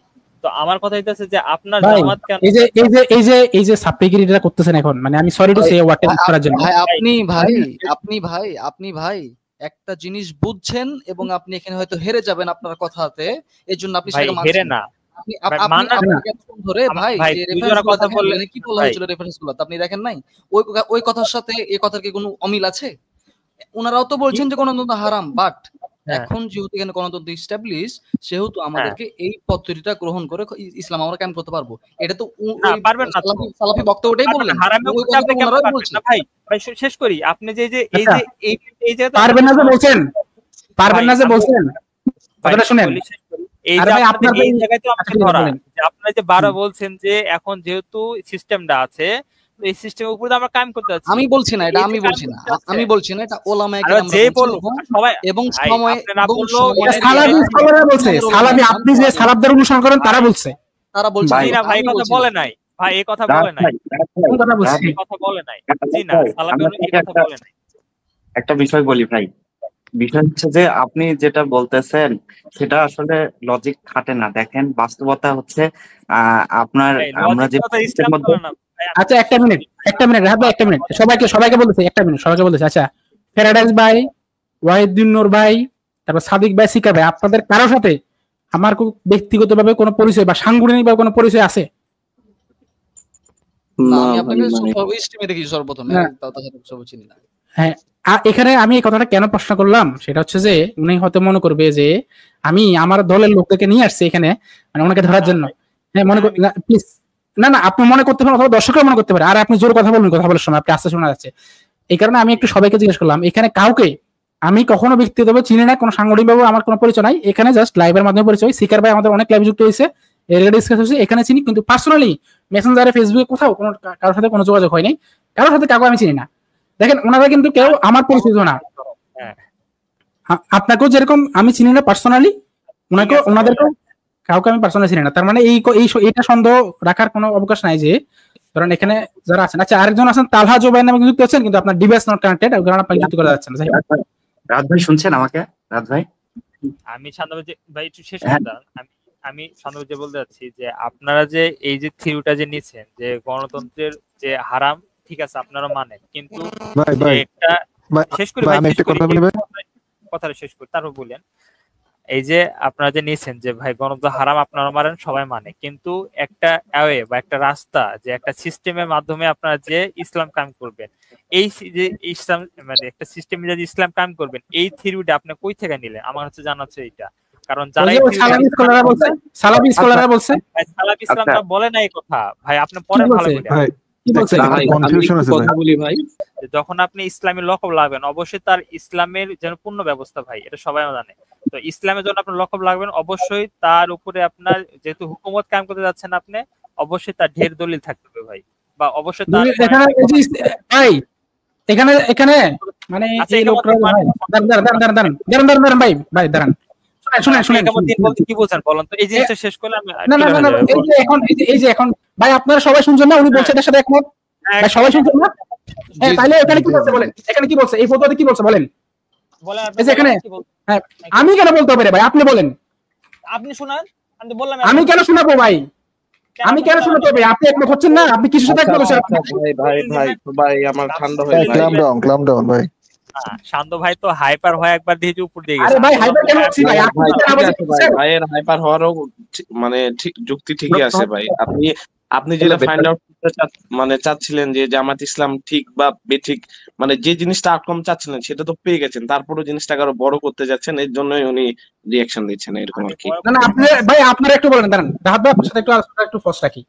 এখানে আরো যে ভাইরা আছেন, একজন ভাই চলে গেছেন সমস্যা নাই, আরো 3 জন ভাই আছেন। ভাই আপনারা বলেন তো ভাই, এই যে ফটোটা আমরা পড়লাম, ওনারা এখানে কি বলছে জাস্ট সামারিটা বলেন একটু। সিকার ভাই থেকে শুরু করি, সিকার ভাই আপনি একটু বলেন। যে দেশে ইসলাম ওনারা বলছেন যে ভাই সিকার ভাই শেষ করুন, তারপর আপনার কাছে আসছি। নূর ভাই আপনার কাছে তারপর আসছি। সিকার ভাই একটু জোরে বলবেন। হ্যাঁ, আমি যতটুকু বুঝলাম যে ওনারা বলছেন যে ওয়েস্টার্ন যে ডেমোক্রেসি আছে সেটা অবশ্যই হারাম, কিন্তু যেহেতু একটা দেশে একটা ব্যবস্থা প্রচলিত আছে, সুতরাং এই প্রচলিত ব্যবস্থার মধ্যে ঢুকতে হবে, এটা মানে নির্বাচনে অংশগ্রহণ করতে হবে। এটা না করলে আসলে কোনো ফলাফলটা ভালো আসবে না আর কি। সেটা কখন ভাই, সেটা কখন? প্লিজ প্লিজ প্লিজ আপনার কাছে এখন যাচ্ছি না, আমি একটু সবাই কি বুঝছে এটা বুঝতে চাই একটু। না হতে পারে আমার বুঝে ভুল হতে পারে, কারণ আমি তো আর ইয়ে না, ওই প্রাপ্ত না, তাই না? আচ্ছা, সিকার ভাইয়ের কথা থেকে আমরা যেটা বুঝলাম যে গণতন্ত্র হারাম, ঠিক আছে, কিন্তু যেখানে এটা এস্টাবলিশ সেখানে এই পদ্ধতিতে যেতে হবে এবং এটাকে ওনারা ফরজ বলছে, তাই না সিকার ভাই? আর একটা কনফিউশন হচ্ছে, গণতন্ত্র বলতে জামাত কি বলছে আর ওয়েস্টার্ন ডেমোক্রেসি দুইটার মধ্যে ব্যাপক ব্যবধান আছে। শুধু গণতন্ত্র ওয়ার্ডটা তো আলাদা, ওয়ার্ডটা তো এক হতে পারে কিন্তু মানে ডেফিনেশন তো ভিন্ন। সেটাই তো, শুধু গণতন্ত্র বললে হারাম বললে তো হবে না, জামাত কি বোঝাবে সেই বিষয়টা দেখতে হবে। একটু শেষ করতে দেন সিকার ভাই সরি ইয়া ভাই, ধরো ওনার নাম কি, রাহাত ভাই, একটু শেষ করতে দেন। আমি একটু ভাগে, আপনার তো আন্ডারস্ট্যান্ডিং আমরা নিলাম, আমরা একটু বাকিদেরকে আন্ডারস্ট্যান্ডিং একটু নিই যে তারা কি বুঝছে। আপনি আর আমি যেটা বুঝছি সেটাই সত্য হবে সেটা হয়তো আপনার ভুল হতে পারে বা আমার ভুল হতে পারে, তাই না? আচ্ছা, আমরা সিকার ভাই থেকে বুঝলাম যে সিকার ভাইয়ের কথা হচ্ছে যে গণতন্ত্র হারাম, কিন্তু এই গণতন্ত্র হারাম হওয়া সত্ত্বেও যেখানে এটা অলরেডি এস্টাবলিশড সেখানে এই পদ্ধতিতে অংশগ্রহণ করাটা মুসলমানদের যে জনগণ আছে তাদের জন্য এটা ফরজ, মুসলমান শাসককে নির্বাচিত করা। এবং ওনার আরো একটা কনক্লুশন ছিল, সেটা হচ্ছে যে জামাত ইসলাম যেটাকে গণতন্ত্র মনে করে আর পশ্চিমিয়ারা যেটাকে গণতন্ত্র মনে করে দুটো এক না। আমরা এই দুটো কনক্লুশন পেলাম। এসে আবার আমরা নূর ভাইয়ের কাছে যাই। নূর ভাই আপনি বলেন তো আপনি কি বুঝছেন? জি ভাই, এখানে তো অত ইয়ার কিছু নাই, এখানে তো সব আপনি এই কথাটা অন্তত আমার মনে হয় যে 50-60 বার বলেছেন এবং দেখেওছেন, আমরা দেখেছি। জি, যেটা আমি বুঝেছি সেটা হচ্ছে যে উনি বলেছেন যে গণতন্ত্র যে মূল যে বিশ্বাস এটা অবশ্যই হারাম, কিন্তু যেখানে গণতন্ত্র এস্টাবলিশ সেখানে গণতন্ত্রের মধ্যে ঢুকে সেই প্রচলিত ব্যবস্থাটাকে, মানুষের তৈরি আইনটাকে আপনি উৎখাত করতে পারবেন, এই সুযোগ আপনাকে দিয়েছে ইসলাম। এবং এটা শুধু মানে যে আপনি এমনি ভাবে করবেন এমনটা না, ফরজের কথা বলা হয়েছে ওখানে, যে হ্যাঁ আপনাকে করতে হবে, এটা এরকম একটা তাগিদ দেওয়া হয়েছে ওখানে। আপনি একটু বলেন, আপনি কি বুঝলেন? জি শান্ত ভাই, অসংখ্য ধন্যবাদ। প্রথম একটা কথা আমার যেটা আমি মনে করি সেটা হচ্ছে যে ঠিক আছে, কথাটা ঠিক যে অন্যায়ের অভ্যন্তরে কখনো ন্যায় হতে পারে না, এটা একদিক থেকে ঠিক। বাট আমার অন্যায়ের অভ্যন্তরে থেকে যখন ন্যায় প্রতিষ্ঠার জন্য আমি লড়বো তখন সেটা আমার কাছে জায়েজ, এবং সেটা আল্লাহর পথকে, আল্লাহর অনুসরণ করে আমি আমার যেটা অরিজিনাল আমার কুরআন সুন্নাহ মতে আসছে সেই ধারাকে আমি যদি প্রচলিত করতে পারি এবং মনে আল্লাহর ভীতি নিয়ে যদি আমি কাজ করতে পারি এবং সেরকম যদি আমরা নেতা নির্বাচিত করতে পারি, সেটা কি আমাদের জন্য ভালো নয়? আর ভালোটা কেন, ইসলাম কি কোনোদিন কোনো মানুষের ভালোর জন্য, শান্তির জন্য যেটা করা যায় সেটা যদি অন্যায়ের প্রসেসটার মধ্যে দিয়ে গিয়ে যদি আমি প্রতিষ্ঠা করতে পারি, সেটা আমার কাছে মনে হয় ভাই, আমি ব্যক্তিগত, আমি কারো কথা বলছি না, আমার ব্যক্তিগত মতামত, আমি অবশ্যই মনে করি এটা হালাল ভাই। আচ্ছা, এরপর আরেকজন ভাই আছেন, ভাইয়ের নাম কি জানি, আরেকজন ভাই আছেন, আমি স্ক্রিনের বাইরে তো এখানে দেখতে পাচ্ছি না। আচ্ছা, সাদিক ভাই আপনি বলেন তো আপনি কি বুঝলেন? জি ভাই, আমি বলছি যে আমি রাহাত ভাইয়ের সাথে একমত, যে রাহাত ভাই যেটা বললো যে কি, যে আমরা হারাম হইতে যে হালাল কোনো জিনিস অ্যাচিভ করতে পারবো না, আমি তার সাথে এই অংশটুকু পর্যন্ত একমত যে হ্যাঁ পারবো না, কিন্তু আমাদেরকে এই সিস্টেমটার ভিতরে ঢুকতে হবে। কারণ এই সিস্টেমটা আমরা যদি বলি, যে আমরা যদি একটা এক্সাম্পল দিই, যে এটা একটা ডাস্টবিন, এই ডাস্টবিনে আমরা ঢুকলে আমাদের হাত নোংরা হবে, কিন্তু আমাদেরকে তো এই ডাস্টবিনটা পরিষ্কার করতে হবে ভাই। নিজে এখন হাত আমরা হাত নোংরা হয়ে যাবে দেখে বলে যে আমরা ডাস্টবিনে পরিষ্কার করবো না, সেই স্টেপ না নিলে আমরা নিজেরাই ক্ষতিগ্রস্ত হবো, গোটা জায়গায় সব জায়গায় ডাস্টবিন ভরে যাবে। তা আমার মতামত এটাই যে গণতন্ত্র আমরা জানি হারাম, কিন্তু আমাদেরকে তাও ব্যবস্থাপনার মধ্যে ঢোকা লাগবে যাতে কোনো আমরা আরো ক্ষতিগ্রস্ত না হয়। যেমন জামাত ইসলাম বাদ দিয়ে আমি যেটা মনে করি, বাংলাদেশে অন্য যেগুলা রাজনৈতিক দল আছে, দলগুলোর নাম নিতে চাচ্ছি না, সেগুলা ডেমোক্রেসির কথা বলে দেখা যাচ্ছে যে তারা এলজিবিটি বা আদার্স আরো মেজর কোনো ইস্যুস নিয়ে আনবে যেগুলো আমাদের ইসলামের সাথে আর বড় কনফ্লিক্ট করে। সেই জায়গাটাতে অন্য দলের থেকে অ্যাটলিস্ট জামাত ইসলামী ওরা অনেকটা এগিয়ে থাকবে, যে যেন এগুলা জায়গায় আমাদের দেশে যেন না ঢুকতে পারে। আর আপনি যেটা একটু আগে আপনিও যেটা বললেন যে গণতন্ত্র নির্বাচন, মানে গণতন্ত্র ছাড়া কি নির্বাচন হতে পারে না? নির্বাচন হতে পারে, তবে তাহলে সেটা যে দেশ, মানে যে দেশের পার্সপেক্টিভ থেকে নির্বাচন হবে সেই দেশে সেই ব্যবস্থাটা যদি ইসলামের সাথে সামঞ্জস্য না হয়, তখন সেই মানে সেই সিস্টেমের সাথে ঢুকে তখন তার সাথে কম্বাইন করে সেই মানে সেই দেশে পলিটিক্স করতে হবে। যেহেতু বাংলাদেশে ডেমোক্রেসি সিস্টেম চলছে, তা আমাদেরকে এই দেশের সাথে এই দেশের গণতন্ত্রের সাথে কম্বাইন করে চলতে হবে। আর আমি এই জায়গাটাতে একমত এই শান্ত ভাইয়ের সাথে, আর যেটা ভাই অলরেডি দেখিয়েছে। আচ্ছা, এবার আমরা হচ্ছে যে বাংলাদেশের কিছু সালাফি স্কলারের ফতোয়া শুনে আসি, কি বলেন? একটু দেখেন, ব্রাদার রাহুল হোসেন উনি কিন্তু একজন সালাফি, এটা কিন্তু সবাই জানে, তাই না? আসলে আমরা একটু নির্বাচনে ওনার কি মতামত আমরা সেটা শুনে আসি। অনেকে বলে ভোট দেওয়াটা শিরক, বলে কি বলে না, কথা বলেন। আমি আপনাকে দুটো ফেস বলি, দুটো চিত্র বলি, শুধু উপর উপর কথা বললে হবে না, আগে গভীরে আপনি দৃষ্টি দিয়ে দেখতে হবে। আমি সেই গর্বের মধ্যে যেতে চাই না, বড়রা বিতর্ক করছে তারা করবে, কারণ এই ইখতিলাফ তখনই হয় যখন ইলম থাকে। সতর্ক, সেকুলারিজম, লিবারিজম, ফেমিনিজম এগুলো জায়েজ না না জায়েজ শেখ মাশেক তারা বলবে। আপনাকে একটা খোলা করে কথা বলতে চাই, বাংলাদেশি আহলে হাদিসের মধ্যে একটা ভুল ধারণা একটা পৌঁছে গেছে, সেটা ভোট দেওয়া নিয়ে। কি দেওয়া নিয়ে কথা বলেন? ভোট দেওয়া। অনেকে বলে ভোটের দিকে তাকানো যাবে না, অনেকে বলে ভোট দেওয়াটা শিরক, বলে কি বলে না, কথা বলেন। আমি আপনাকে দুটো ফেস বলি, দুটো চিত্র বলি, শুধু উপর উপর কথা বললে হবে না, আগে গভীরে আপনি দৃষ্টি দিয়ে দেখতে হবে। শুধু বাংলাদেশ 90% মুসলিম রাষ্ট্র, মুসলিম সংখ্যাগরিষ্ঠ দেশ দেখলে হবে না, আমরা যেখান থেকে এসেছি সেই দিকে দাঁড়িয়ে আপনাকে ফতোয়া সঠিক করতে হবে। চলেন দুটো সিনারি বলি। একটা দেশকে কল্পনা করেন, যে দেশের শাসক, যিনি রাষ্ট্রের নায়ক, যিনি প্রধানমন্ত্রী, পরিষ্কার সে ইসলাম বিদ্বেষী। কি বললাম? ইসলাম বিদ্বেষী। ক্ষমতায় থাকলে মুসলমানদেরকে আজান দিতে বাধা দেয়, ক্ষমতায় থাকলে মুসলমানকে কুরবানি করতে বাধা দেয়, মুসলমানদেরকে মসজিদে যেতে বাধা দেয়, মুসলমানের মসজিদকে ভেঙে তাদের ধর্মস্থান তৈরি করে নেয়। এমন দেশ পৃথিবীতে আছে না নাই? পরিষ্কার সে ইসলামের বিরুদ্ধে যুদ্ধ করে, ডাইরেক্ট বিরুদ্ধে করে, সুযোগ পেলেই সেই দেশে মুসলিমদেরকে একদম নস্যাৎ করে দিতে চায়। মুসলমানদের যে 1000 বছরের ঐতিহ্য ছিল সবগুলোকে ভেঙে তাদের নিজের ধর্মীয় প্রতিষ্ঠান হিসেবে ঘোষণা করে দিচ্ছে। এমন দেশ যদি থাকে, ওই দেশে আমি জানি ইনি যতদিন প্রধানমন্ত্রী থাকবে 5 বছর করে যদি ক্ষমতায় থাকে, মুসলিমদের উপরে নির্যাতন আরো বেশি হবে। কিন্তু ওই দেশে আরেকজন অপোজিশন আছে, বিরোধী দল আছে, বিরোধী ভোট বিরোধী নেতা দাঁড়িয়েছে, ধরেন সেও বিশ্বাসের দিক থেকে কাফের, মুসলমান নয়, কিন্তু আমরা জানি এই দেশে বিরোধী পক্ষ যিনি আছেন ইনি যদি ক্ষমতায় চলে আসেন তাহলে ইনি মুসলিমদের উপরে নির্যাতন করবেন না, মুসলিমদের নামাজ পড়তে বাধা দেবে না, হজ করতে বাধা দেবে না, যাকাত দিতে বাধা দেবে না, আজান দিতে বাধা দেবে না, মুসলমান মা বোন পর্দা পরে রাস্তায় চলাচল করবে, বাধা দেবে না। এরপরেও কে মসজিদে গেল, কে মন্দিরে গেল, এটা সে দেখে না, কে গরু খেলো, কে শুয়োর খেলো, এটাও দেখে না। বুঝতে পারলেন আমার কথা? একজন নেতা ক্ষমতা আসলে পরিষ্কার ইসলামের বিরুদ্ধে যুদ্ধ ঘোষণা করে, আরেকজন ও মুসলমান না, উনিও কাফের, উনিও মুসলিম, তো তিনি যদি ক্ষমতায় থাকেন তাহলে মুসলমানকে বাধা দেয় না, মুসলমান স্বেচ্ছায় ধর্ম পালন করতে পারে।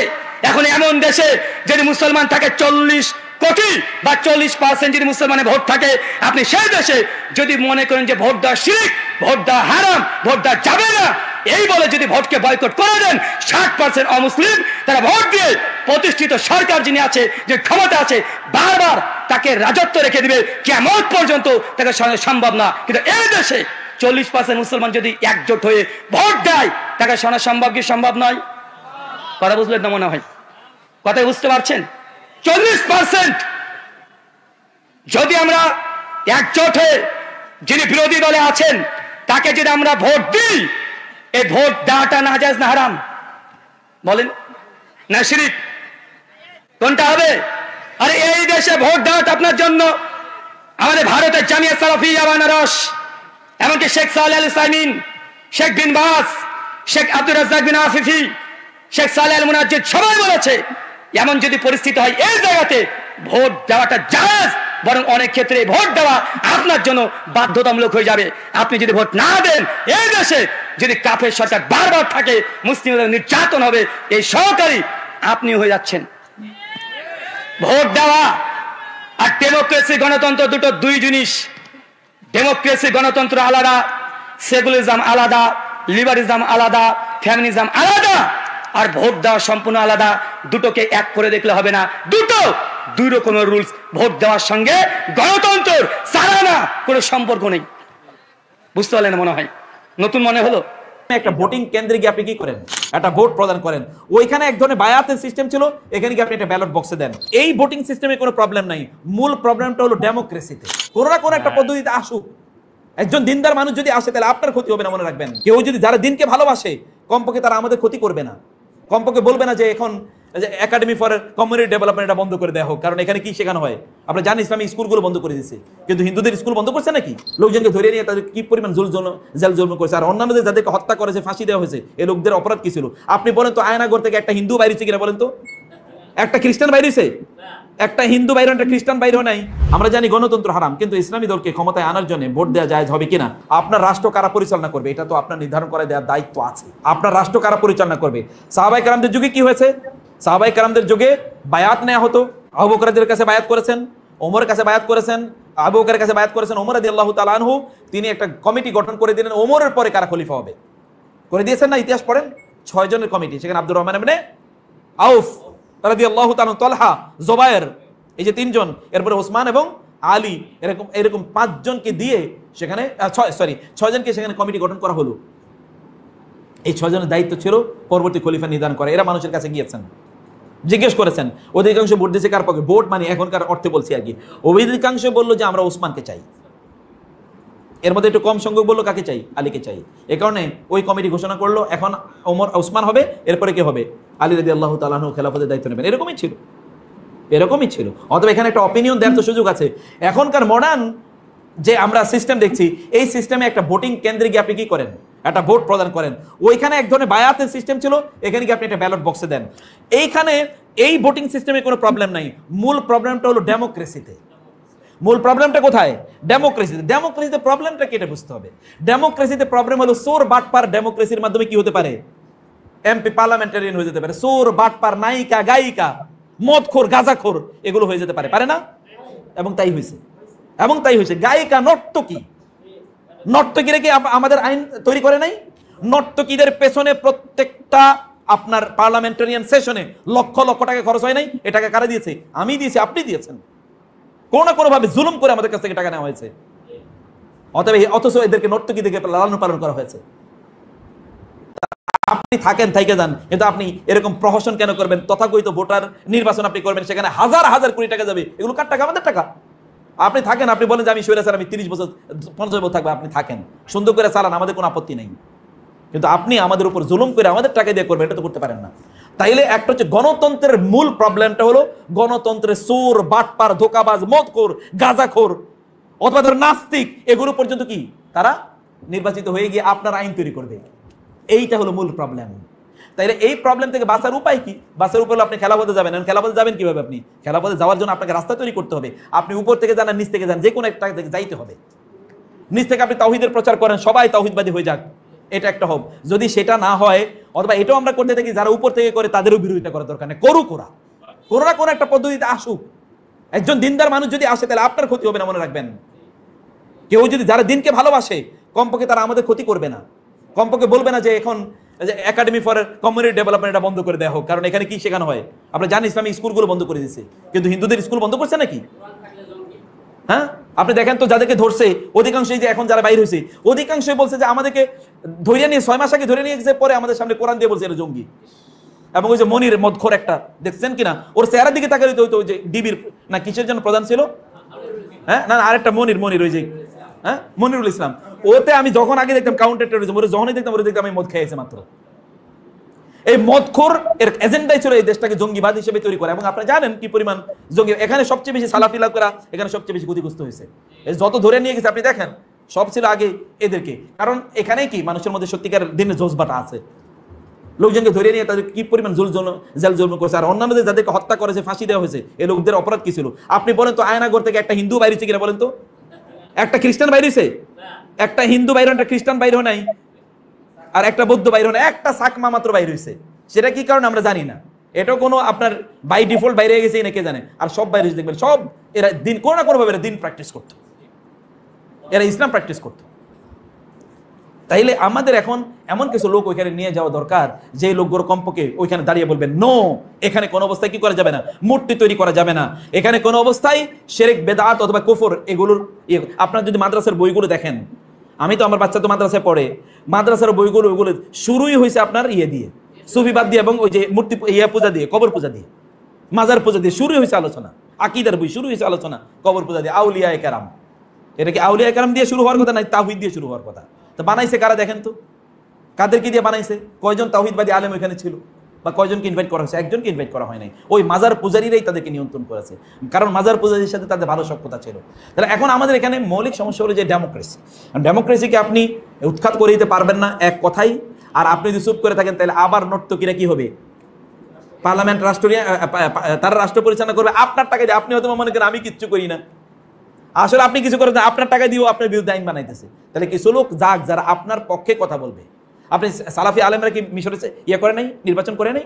সালাফি আলেমরা মিশর নির্বাচন করেছে। প্রত্যেকটা জায়গার কনটেক্সট আলাদা, সব জায়গাকে সৌদি আরবের সাথে মেলানোর দরকার নাই। সব জায়গায় ওইখানকার মতো না, ওইখানে শরিয়া শাসন আছে, এখানে কিছুই নাই।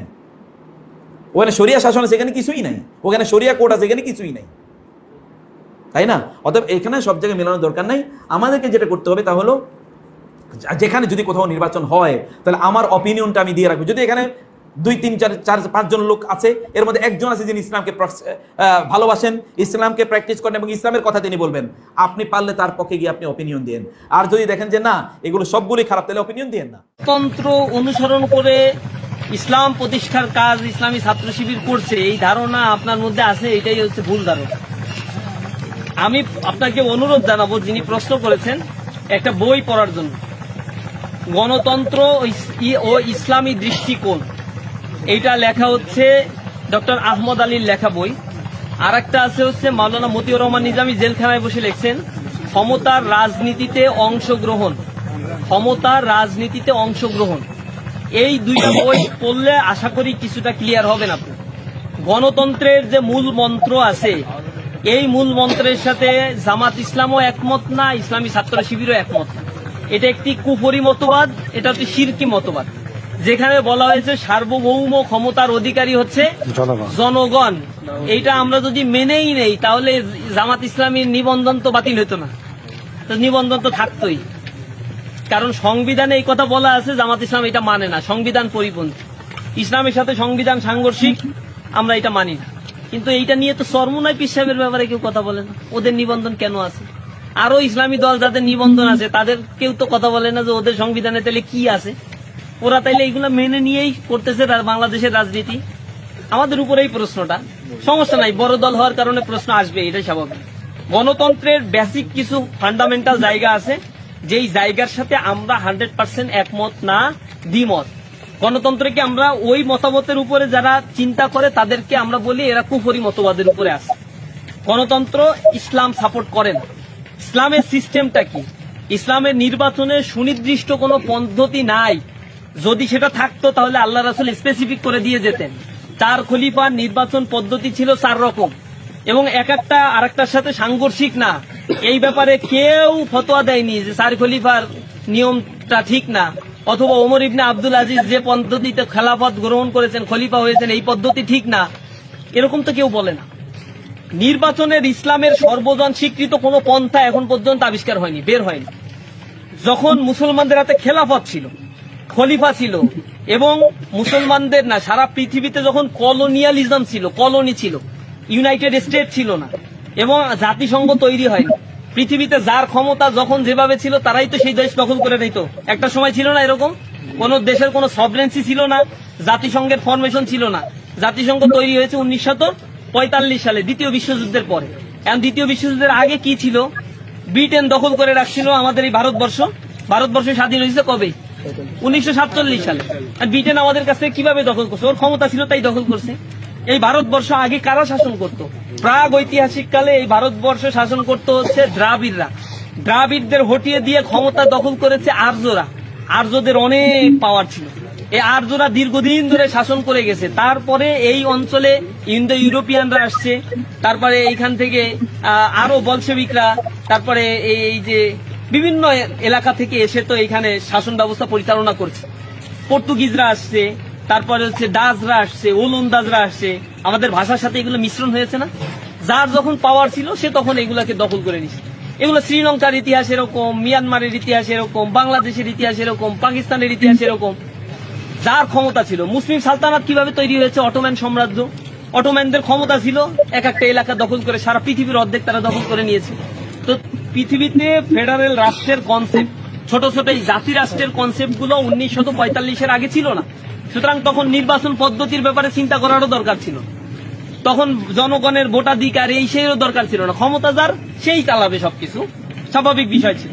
কিন্তু যখন 1945 সালের পর থেকে ফেডারেল রাষ্ট্রের এই সিস্টেমটা ডেভেলপ করলো এবং 1945 সালের পর থেকে পৃথিবীতে কোনো খেলাফত প্রতিষ্ঠিত হয় নাই, যে পূর্ণাঙ্গ ইসলামী খেলাফত কায়েম হয়েছে। কিছুদিন আগে শুধু আফগানিস্তানের ক্ষেত্রে আমরা দেখেছি তারা আমেরিকার হাত থেকে স্বাধীনতা পেয়ে দীর্ঘ 22টা বছর যুদ্ধ করছে আমেরিকার বিরুদ্ধে। তার আগে তারা রাশিয়ার বিরুদ্ধে যুদ্ধ করছে। এটা একটা রাষ্ট্র আর একটা রাষ্ট্রের বিরুদ্ধে যুদ্ধ করছে এবং সেই রাষ্ট্রের যারা নির্বাচিত প্রধান ছিল তালেবান বা এই সরকারি হচ্ছে এই আমেরিকার বিরুদ্ধে তারা যুদ্ধ করছে, রাষ্ট্র বনাম রাষ্ট্র। এখানে আফগানিস্তান নিজেদের মধ্যে যুদ্ধ করে নাই, এরকম না, যুদ্ধ করছে রাষ্ট্রের সাথে রাষ্ট্রের যুদ্ধ। বাংলাদেশে যদি ভারত যুদ্ধ করতে আসে তাহলে আপনাদেরও অস্ত্র নিয়ে নেমে যেতে হবে, এই ব্যাপারে কোনো কনফিউশন নাই। কারণ আপনি এখন যুদ্ধ করবেন কাদের বিরুদ্ধে? আপনার মামা আওয়ামী লীগ করে, তার বিরুদ্ধেই তো যুদ্ধ করবে। সেও তো মুসলমান, সে তো আল্লাহকে স্বীকার করে। আল্লাহ রাসূল বলছে যে লা ইলাহা ইল্লাল্লাহ বলে তার বিরুদ্ধে যুদ্ধ করতে পারবা না তুমি। এখন এই কুফরি টুফরি এই নিয়ে মতভেদ আছে। একটা গ্রুপ মনে করে যে না সে কাফের, আর একটা বড় আলেমরা মনে করে যে না এ কাফের না। এখন আপনি এরকম দ্বন্দ্ব বিবাদ যেই মাসালার মধ্যে আছে সেইখানে আপনি এইখানে কোনো ফাংশনই করতে পারবেন। গণতন্ত্রের বিষয়ে ইসলামের যেই দৃষ্টিকোণ রয়েছে সেটা আমাকে বুঝতে হবে। ইসলাম কোনো স্বৈরতান্ত্রিক কোনো ধর্ম না। ইসলাম কারো উপরে কোনো কিছু চাপিয়ে দেয় না। জনগণ যদি কবুল না করে শাসন ক্ষমতা গ্রহণ করলাম না। আলী রাদিয়াল্লাহু তাআলা আনহুর সময় আমিরে মুয়াবিয়া রাদিয়াল্লাহু তাআলা আনহু তিনি যে এক জায়গার গভর্নর ছিলেন না, তাও আলী রাদিয়াল্লাহু তাআলা আনহুর খেলাফতের সময়তেই সেই কাজগুলো হয়েছিল। কিন্তু আলী রাদিয়াল্লাহু তাআলা আনহু ওইখানের জনগণ আমিরে মুয়াবিয়ার জনপ্রিয়তার কারণে আমিরে মুয়াবিয়ার হাতেই বায়াত নিয়েছে। এরকম না যে জনগণ আলী রাদিয়াল্লাহু তাআলা আনহু চাইছে আর আমিরে মুয়াবিয়া রাদিয়াল্লাহু তাআলা আনহু জোর করে এটা দখল করে নিচ্ছে। বিষয়টা এরকম ছিল না, ভুল ধারণার করার কোনো সুযোগ নেই এখানে। সুতরাং জনগণের মতামতের একটা গুরুত্ব আছে, এটা হচ্ছে আম মতামত। আর একটা হচ্ছে মজলিসে খাস, মজলিসে সুরা। এই মজলিসে সুরার মাধ্যমে গুরুত্বপূর্ণ সিদ্ধান্ত, আইন প্রণয়নের ক্ষেত্রে গুরুত্বপূর্ণ সিদ্ধান্ত হয়। ইসলামী রাষ্ট্র যদি কায়েম হয় সেখানে ইসলামে যে ফৌজদারি দণ্ডবিধি 52টার কথা বলা আছে সিআরপিসিতে, ইসলামী দণ্ডবিধির 52টার কথা বলা আছে, এই ব্যাপারে কোনো হাত দেয়া চলবে না। ইসলামের আইন হচ্ছে কেউ চুরি করলে তার হাত কেটে দাও। হাত কেটে দেওয়ার ব্যাপারেও তো ইসলামী আইন শরীয়তের বিধিবিধান আছে। কতটুকু চুরি করলে আসলে কতটুকু হাত কাটা হবে এর একটা বিধান আছে না?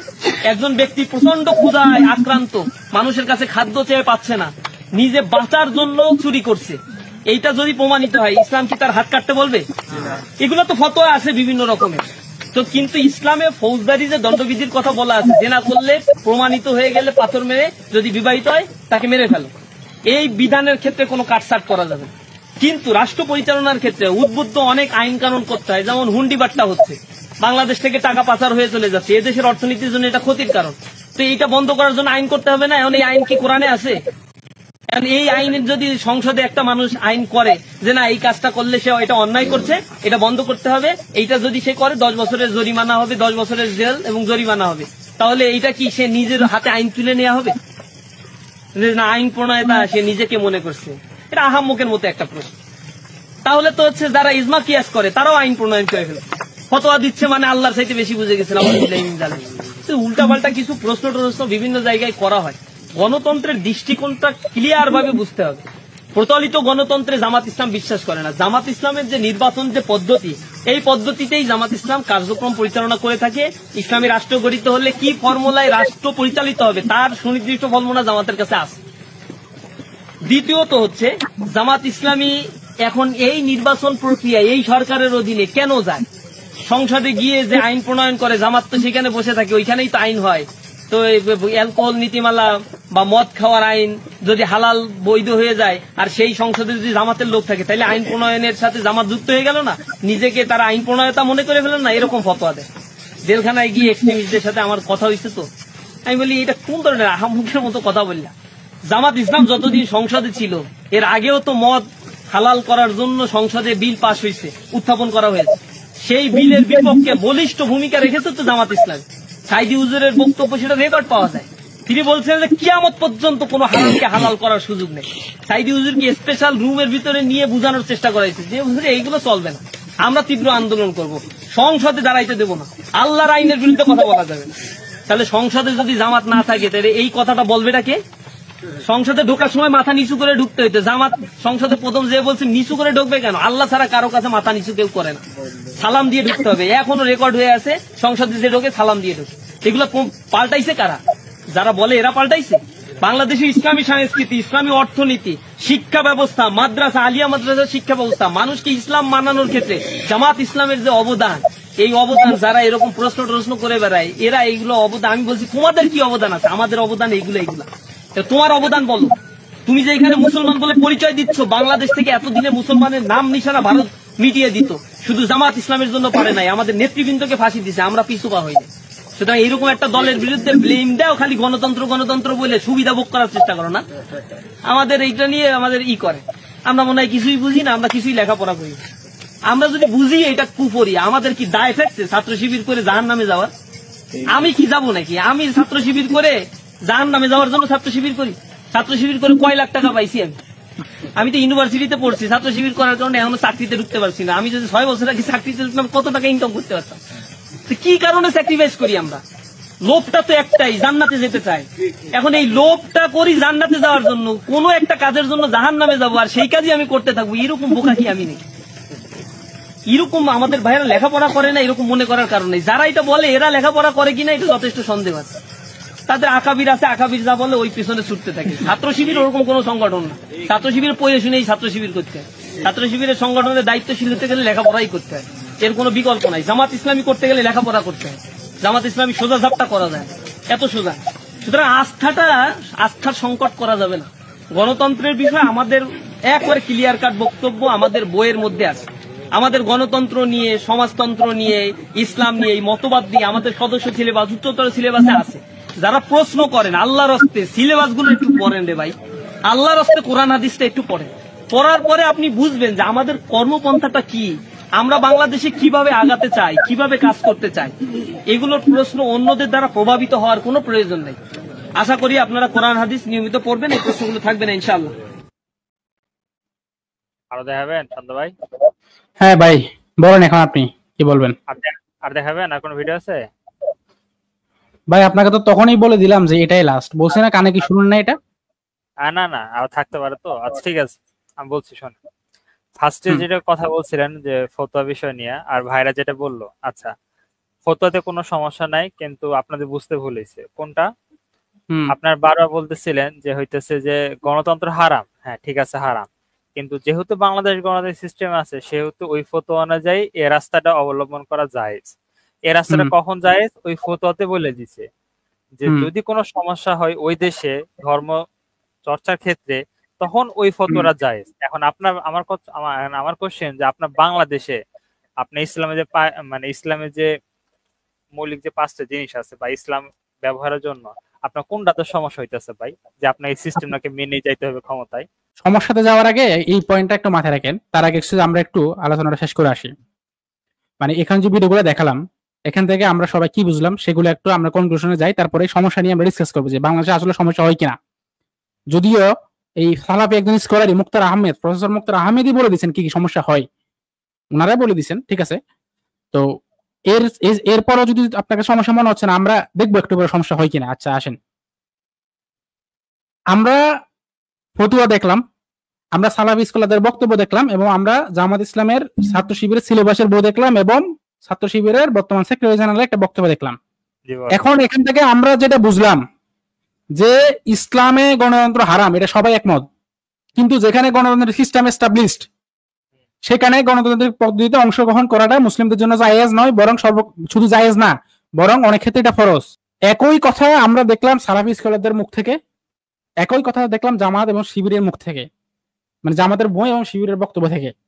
একই কথা দেখলাম আমরা সালাফিদের ফতুয়া এবং হচ্ছে যে এই বক্তব্য থেকে। আমি আরো অনেক দেখাতে পারি, তো সময় যেহেতু কম, অনেক হয়ে গেছে, সময় দেখাবো না। তো যেহেতু উনি এখন, আচ্ছা আমার এই বুঝের সাথে আপনারা একটু একমত কিনা আমি একটু ইয়ে করে দেখি। ওয়াহিদ, এটা কি ওয়াহিদুল নূর ভাই? হ্যাঁ, ওয়াহিদুল নূর ভাই, আপনি কি, আমি যে কথাটা বলছি আমি কি ঠিক বুঝেছি ভাই? জি ভাই, আপনি যেটা বুঝেছেন আমি ওটাই বুঝেছি। এখন আমি আমার বুঝতে অনুযায়ী আমি ওটা বুঝেছি। এখন ভাইরা কি বুঝাবো? আচ্ছা ঠিক আছে, না আমরা একটু বাইরের কাছে, ওনার কাছে আসবো, কোনো সমস্যা নাই। ফেরাডাস ভাই, আপনি বলেন তো ভাই, আমার বুঝটা কি সঠিক আছে নাকি আমি ভুল বুঝছি? না ভাই, আপনার কথা তো আমার কাছে লজিক্যাল মনে হয়েছে। আচ্ছা সাদিক ভাই, আপনি একটু বলেন তো আমার কথাটা কি ঠিক আছে নাকি? আমি আপনার কথা বুঝছি, সেই সাথে একটু একটা কথা অ্যাড করতে চাই শুধু রাহাত ভাইয়ের জন্য। রাহাত ভাই যেহেতু বললো একটু আগে যে আমাদের দেশে তো মানে ইসলামে মানে ইসলাম প্র্যাকটিস বা যেগুলা মৌলিক 5টা বিষয় আমাদের, ওগুলা তো ওসব মানে প্রবলেম আমরা ফেস করি না, তাই আমাদের কেন ডেমোক্রেসি মানে আমাদের জন্য দরকার নাই। এটার মানে এটার কাউন্টার হিসেবে আমি বলবো আমাদের দেশের যে সিস্টেম মানে ডেমোক্রেসি সিস্টেম যেভাবে মানে 17 বছর, বিগত 17 বছর ধরে চলছিল বা ইভেন এখনো চলছে, আমরা অনেকটাই ক্ষতির মুখ মানে অনেকটাই ক্ষতির ভিতরে ঢুকে যাচ্ছি। এখন আপনার যদি আমি আপনার লজিকটা যদি আমি নেই, সে অনুপাতে যতদিন আমরা ক্ষতিগ্রস্ত একবারে ফুললি না হব, যতদিন আমাদের 5টা মৌলিক বিষয় কার্যকরী ভাবে মানে মানে পালন করতে না পারবো, ততদিন আমাদের এই সিস্টেমের ভিতর ঢুকা যাবে না। যখন ক্ষতিগ্রস্ত হয়ে যাব তখন আমরা সে ডেমোক্রেসির ভিতরে ঢুকতে পারবো। আপনার লজিক হচ্ছে এটা, কিন্তু আমি আপনার সাথে এই জায়গায় আমি আগে আপনার সাথে এক জায়গায় কথা কিন্তু ইসলামীরা বলে নাই, আমি উনার কথা বলে নাই, উনি এখানে ভন্ডামি করছে, দেখা দিব একটু পরে ভন্ডামি কোথায় করছে। এবং আমি কিন্তু সালাফিদের আরেকটা ফতোয়া দেখে দেখা দিব যে এই যে ইসলাম পালনের বাধা না দিলেও হচ্ছে যে শাসকের বিরুদ্ধে কিভাবে বিদ্রোহ করা যায়, এটা রেফারেন্স এই ওয়েবসাইট থেকে দেখাবো, কোনো সমস্যা নাই। জি সাদিক ভাই, আপনি শেষ হয়েছে? জি ভাই, আমার শেষ হয়েছে ভাই। ঠিক আছে, এবার মোহাম্মদ রাহাত ইসলাম, আপনি বলেন। আপনি যে বললেন যে গণতন্ত্র হারাম, আমরা মেনে নেই। তো একটু আগে যে আমি যে আপনাকে দেখালাম পিডিএফটা, যে পিডিএফটা লেখা আছে আমরা জাতীয়তাবাদ ও গণতন্ত্র এবং অনেক কিছু নেওয়া, এটা আমাদের রাষ্ট্রের মূলনীতি। তো এখন আমার কথা হইতেছে যে তাহলে এই গণতন্ত্র কোন গণতন্ত্র হালাল ভাই, সেটা আমাকে একটু বলে দেন তো। আরে ভাই, এখন আপনি আরেক পাশে কেন চলে গেছেন? এটা তো আমরা অলরেডি দেখাই আসছি, সমস্যা নাই, এখানে আমরা আবার যাবো, কোনো সমস্যা নাই। আচ্ছা ভাই, বাকি ভাইরা বলেন তো, উনি কি এখন আমরা যে প্রশ্নটা করছেন উনি কি ওই জায়গা আছে নাকি অন্য জায়গায় গেছে? এটা অন্য টপিকে আপনি যাচ্ছেন, প্রশ্ন করেন তো। হ্যাঁ, প্রশ্নটা করেন। একটা স্পেসিফিক টপিক। তো আমার কথা যেগুলো ভাই বক্তব্য দেখালো বা জিনিস, সেটা হইতেছে যদি কোনো দল করতো, তুমি সাধারণ কোনো রাজনৈতিক দল করলে আমি মেনে নিতাম। যেহেতু ইসলামের লকব লাগাইছে, তাহলে তাকে ইসলামী থিওরিতে দিয়ে তাকে এগাতে হবে ভাই। এখানে নো হারামে কোনো ইসলামের লকব তো লাগবে না ভাই, যেহেতু একটা ইসলামের স্ট্যান্ডার্ড নিয়ে সে কাজ করছে। আচ্ছা ভাই, এটা ইয়ে দেন, এটা একটা রেফারেন্স দেন। আপনি যেটা বলছেন রাহাত ভাই, এটা লজিক্যাল আমার কাছে লাগছে না যে আসলে নামের কারণে বলি কেন লাগবে না। আমি শুনে আমি বলি, আমি বলছি আবার বলতেছি শোনেন, ইসলামী যেহেতু আপনি নাম দিবেন, অবশ্যই আপনাকে ইসলামের হুকুমত জোরে বলেন আপনি ইসলামী হুকুমত কায়েম করার জন্য আপনি ইসলামী নাম দিবেন। তাহলে আপনি যখন হুকুমত এখন আপনার হাতে আসবে, তখন আপনাকে ইসলামে আইন দ্বারা হুকুমত কায়েম করতে হবে। ক্ষমতা আসার পরে যখন ইয়েস এখন ক্ষমতা আসছে, এখন ক্ষমতা আসছে কিনা? শেষ করি ভাই, শেষ করি। প্রশ্ন তো দেন, এখন ক্ষমতা আসছে কিনা? আরে ক্ষমতা না আসলে কিন্তু ক্ষমতা লজ্জা পাচ্ছেন কেন? ভাই থামেন, ক্ষমতা আসে না ক্ষমতা ভাই, ক্ষমতা পাইছে শুনবেন। আচ্ছা বলেন। আপনি নিজে বলছেন, আপনি নিজে বলছেন যে ভাই ক্ষমতা পাইছে। এই যে আপনার সংসদের আসন পাইছে, আলী হাসান মুজাহিদ পাইছে। আরে আসন পাওয়া মানে ক্ষমতা পাওয়া নাকি? ও মাই গড, আমি কাকে কথা বলছি? আসন পাওয়া মানে ক্ষমতা পাওয়া? ভাই কথা শুনেন, আসন পাওয়া মানে এটা ভুল, একদম ভুল কথা ভাই। রাহাত ভাই, ক্ষমতা পাওয়া কিভাবে ভাই? এটা গভর্নমেন্ট চালায় ভাই, রাজনীতি গভর্নমেন্ট চলে ভাই। আমি কি বলছি সংসদে ফুল আসন পাইছে? আমি কি বলছি? আরে আপনি ক্ষমতা বলছেন, এটা ক্ষমতা নাকি রে ভাই? ওটা ক্ষমতা ভাই, মানে সব আসন পাওয়া ক্ষমতা তো ভাই পার্লামেন্টের সিট আপনি যেটা বলছেন যে না আংশিক বলেন। শোনেন, সংশোধনে যদি যে কোনো একজন ব্যক্তি, সংশোধনে যে কোনো একজন তার হাতে যদি কিছু একটা ক্ষমতা থাকে, তাহলে কি ওটা ক্ষমতা না ক্ষমতা না? ভাই কিছু একটা ক্ষমতার কথা কি এখানে আলোচনা হচ্ছে নাকি এখানে রাষ্ট্রীয় পাওয়ার নিয়ে আলোচনা হচ্ছে? সে মন্ত্রী ভাই, আচ্ছা ভাই, মানে একটা মানুষের অশিক্ষিত হওয়ার একটা লেভেল দেখে ভাই আলোচনা আপনাকে একটা কথা বলি, একটা গাড়ি ফাংশন করতে হলে তো আপনি খালি একটা ধরেন একটা হুইলই তো একটা গাড়ি চলতে পারবে না। সে একটা গাড়ি যদি ফুলি ফাংশন করতে হয়, তার 4টা হুইল লাগবে, স্টিয়ারিং লাগবে, অয়েল লাগবে, তার ইঞ্জিন লাগবে, আরো আদার্স মেকানিজম সব মিলিয়ে তো একটা গাড়ি ফুলি ফাংশন করবে, তাই না? তখনই সেটা আপনি একটা ফুল মানে সিস্টেম বলতে পারবেন। একজন পার্লামেন্টে একটা সিট পেয়ে সে দিয়ে মানে হচ্ছে মানে সব অধিকার ক্ষমতার অধিকার হয়ে গেল, বিষয়টা তো এমন না।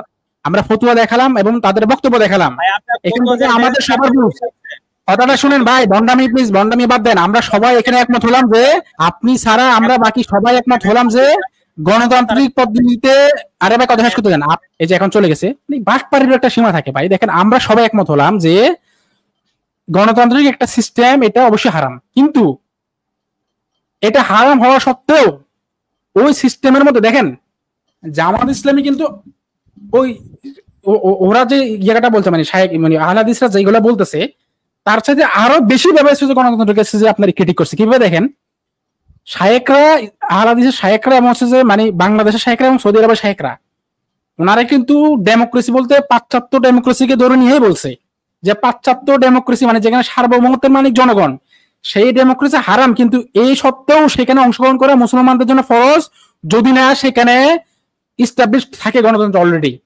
আর জামাত ইসলামী বলতেছে কি দেখেন, আমরা এটাকে এই সার্বভৌমত্বের মালিক যে জনগণ এই জিনিসটাকে আমরা বাদই দিয়ে দিছি, আমরা এটাকে বাদ দিয়ে বলতেছি, আমরা এটাকে বাদ দিয়ে আমরা নির্বাচনকে একটা সিস্টেম হিসেবে গ্রহণ করতেছি, পার্লামেন্টে যাওয়ার সিস্টেম হিসেবে গ্রহণ করতেছি নির্বাচনকে, তাই না? তাহলে দেখেন ওরা কিন্তু সরাসরি পাশ্চাত্য ডেমোক্রেসিকে যে সত্য সাপেক্ষে জায়েজ বলছে, ফরজ বলছে। আর জামাত ইসলামীকে পাশ্চাত্য গণতন্ত্রকে বলে নাই। জামাত পাশ্চাত্য গণতন্ত্র থেকে পাশ্চাত্যের যে নীতিগুলো ইসলামের বিরুদ্ধে সেগুলোকে বাতিল করে দিয়ে যেগুলো ইসলামের পক্ষে শুধুমাত্র সেগুলোকে মানতেছে, তারা সেগুলোর অধীনে তারা থাকতেছে। এই কারণে জামাতের নিবন্ধন এত বছর ছিল না। তাহলে আপনারাই বলেন কারা হচ্ছে যে বেশি সুযোগ গণতন্ত্রের ক্রিটিসিজম করলো এখানে? ভাই কি চলে গেল নিজ থেকে? হ্যাঁ, নিজ থেকে চলে গেছে ভাই। এখানে দেখেন সে এখানে কিছু মিথ্যাচার করছে ফতুয়া নিয়ে। এখানে নাকি বলছে এই সিস্টেমটা শুধু তখনই করা যাবে যখন হচ্ছে যে মানে সরকার হচ্ছে যে মানে ইসলাম পালনে বাধা দিবে। দেখেন তো ভাই কোথায় এখানে লেখাটা আছে কিনা। শাহিদ ওসামিনকে যখন জিজ্ঞেস করা হয় তখন তিনি কি বলছে দেখেন, আমি মনে করি এই নির্বাচনগুলোতে অংশগ্রহণ নেওয়া ফরজ, আমরা যাকে ভালো মনে করি তাকে সহযোগিতা করা ফরজ। কারণ ভালো লোকেরা যদি ডিলিমি করে তাহলে এই স্থানগুলি কে দখল করবে? খারাপ লোকেরা দখল করবে, কিংবা এমন লোকেরা দখল করবে যাদের কাছে না আসা ভালো না আসে খারাপ, যারা সুবিধাবাদী। তাই তাদের উচিত যাকে যোগ্য মনে করি তাকে নির্বাচন করা। তাহলে এখানে ভাই বলেন তো ভাই, এখানে কোথায় রাহাত ভাইকে বললাম এখানে আমরা কি যে ওয়েট করব যে আমাদের মানে ক্ষতি হোক, আমরা তার জন্য কি ওয়েট করব? আমরা তো আমাদের এটা তো এখানে বলাই নাই ভাই, এটা তো ক্ষতি করলেই করা যাবে, এটা তো এখানে বলাই নাই। এরপরও সে বলছে ফতুয়াতে নাকি এই কথা বলা হয়েছে। কত বড় ভণ্ড, কত বড় মিথ্যাবাদী আপনি চিন্তা করে দেখেন।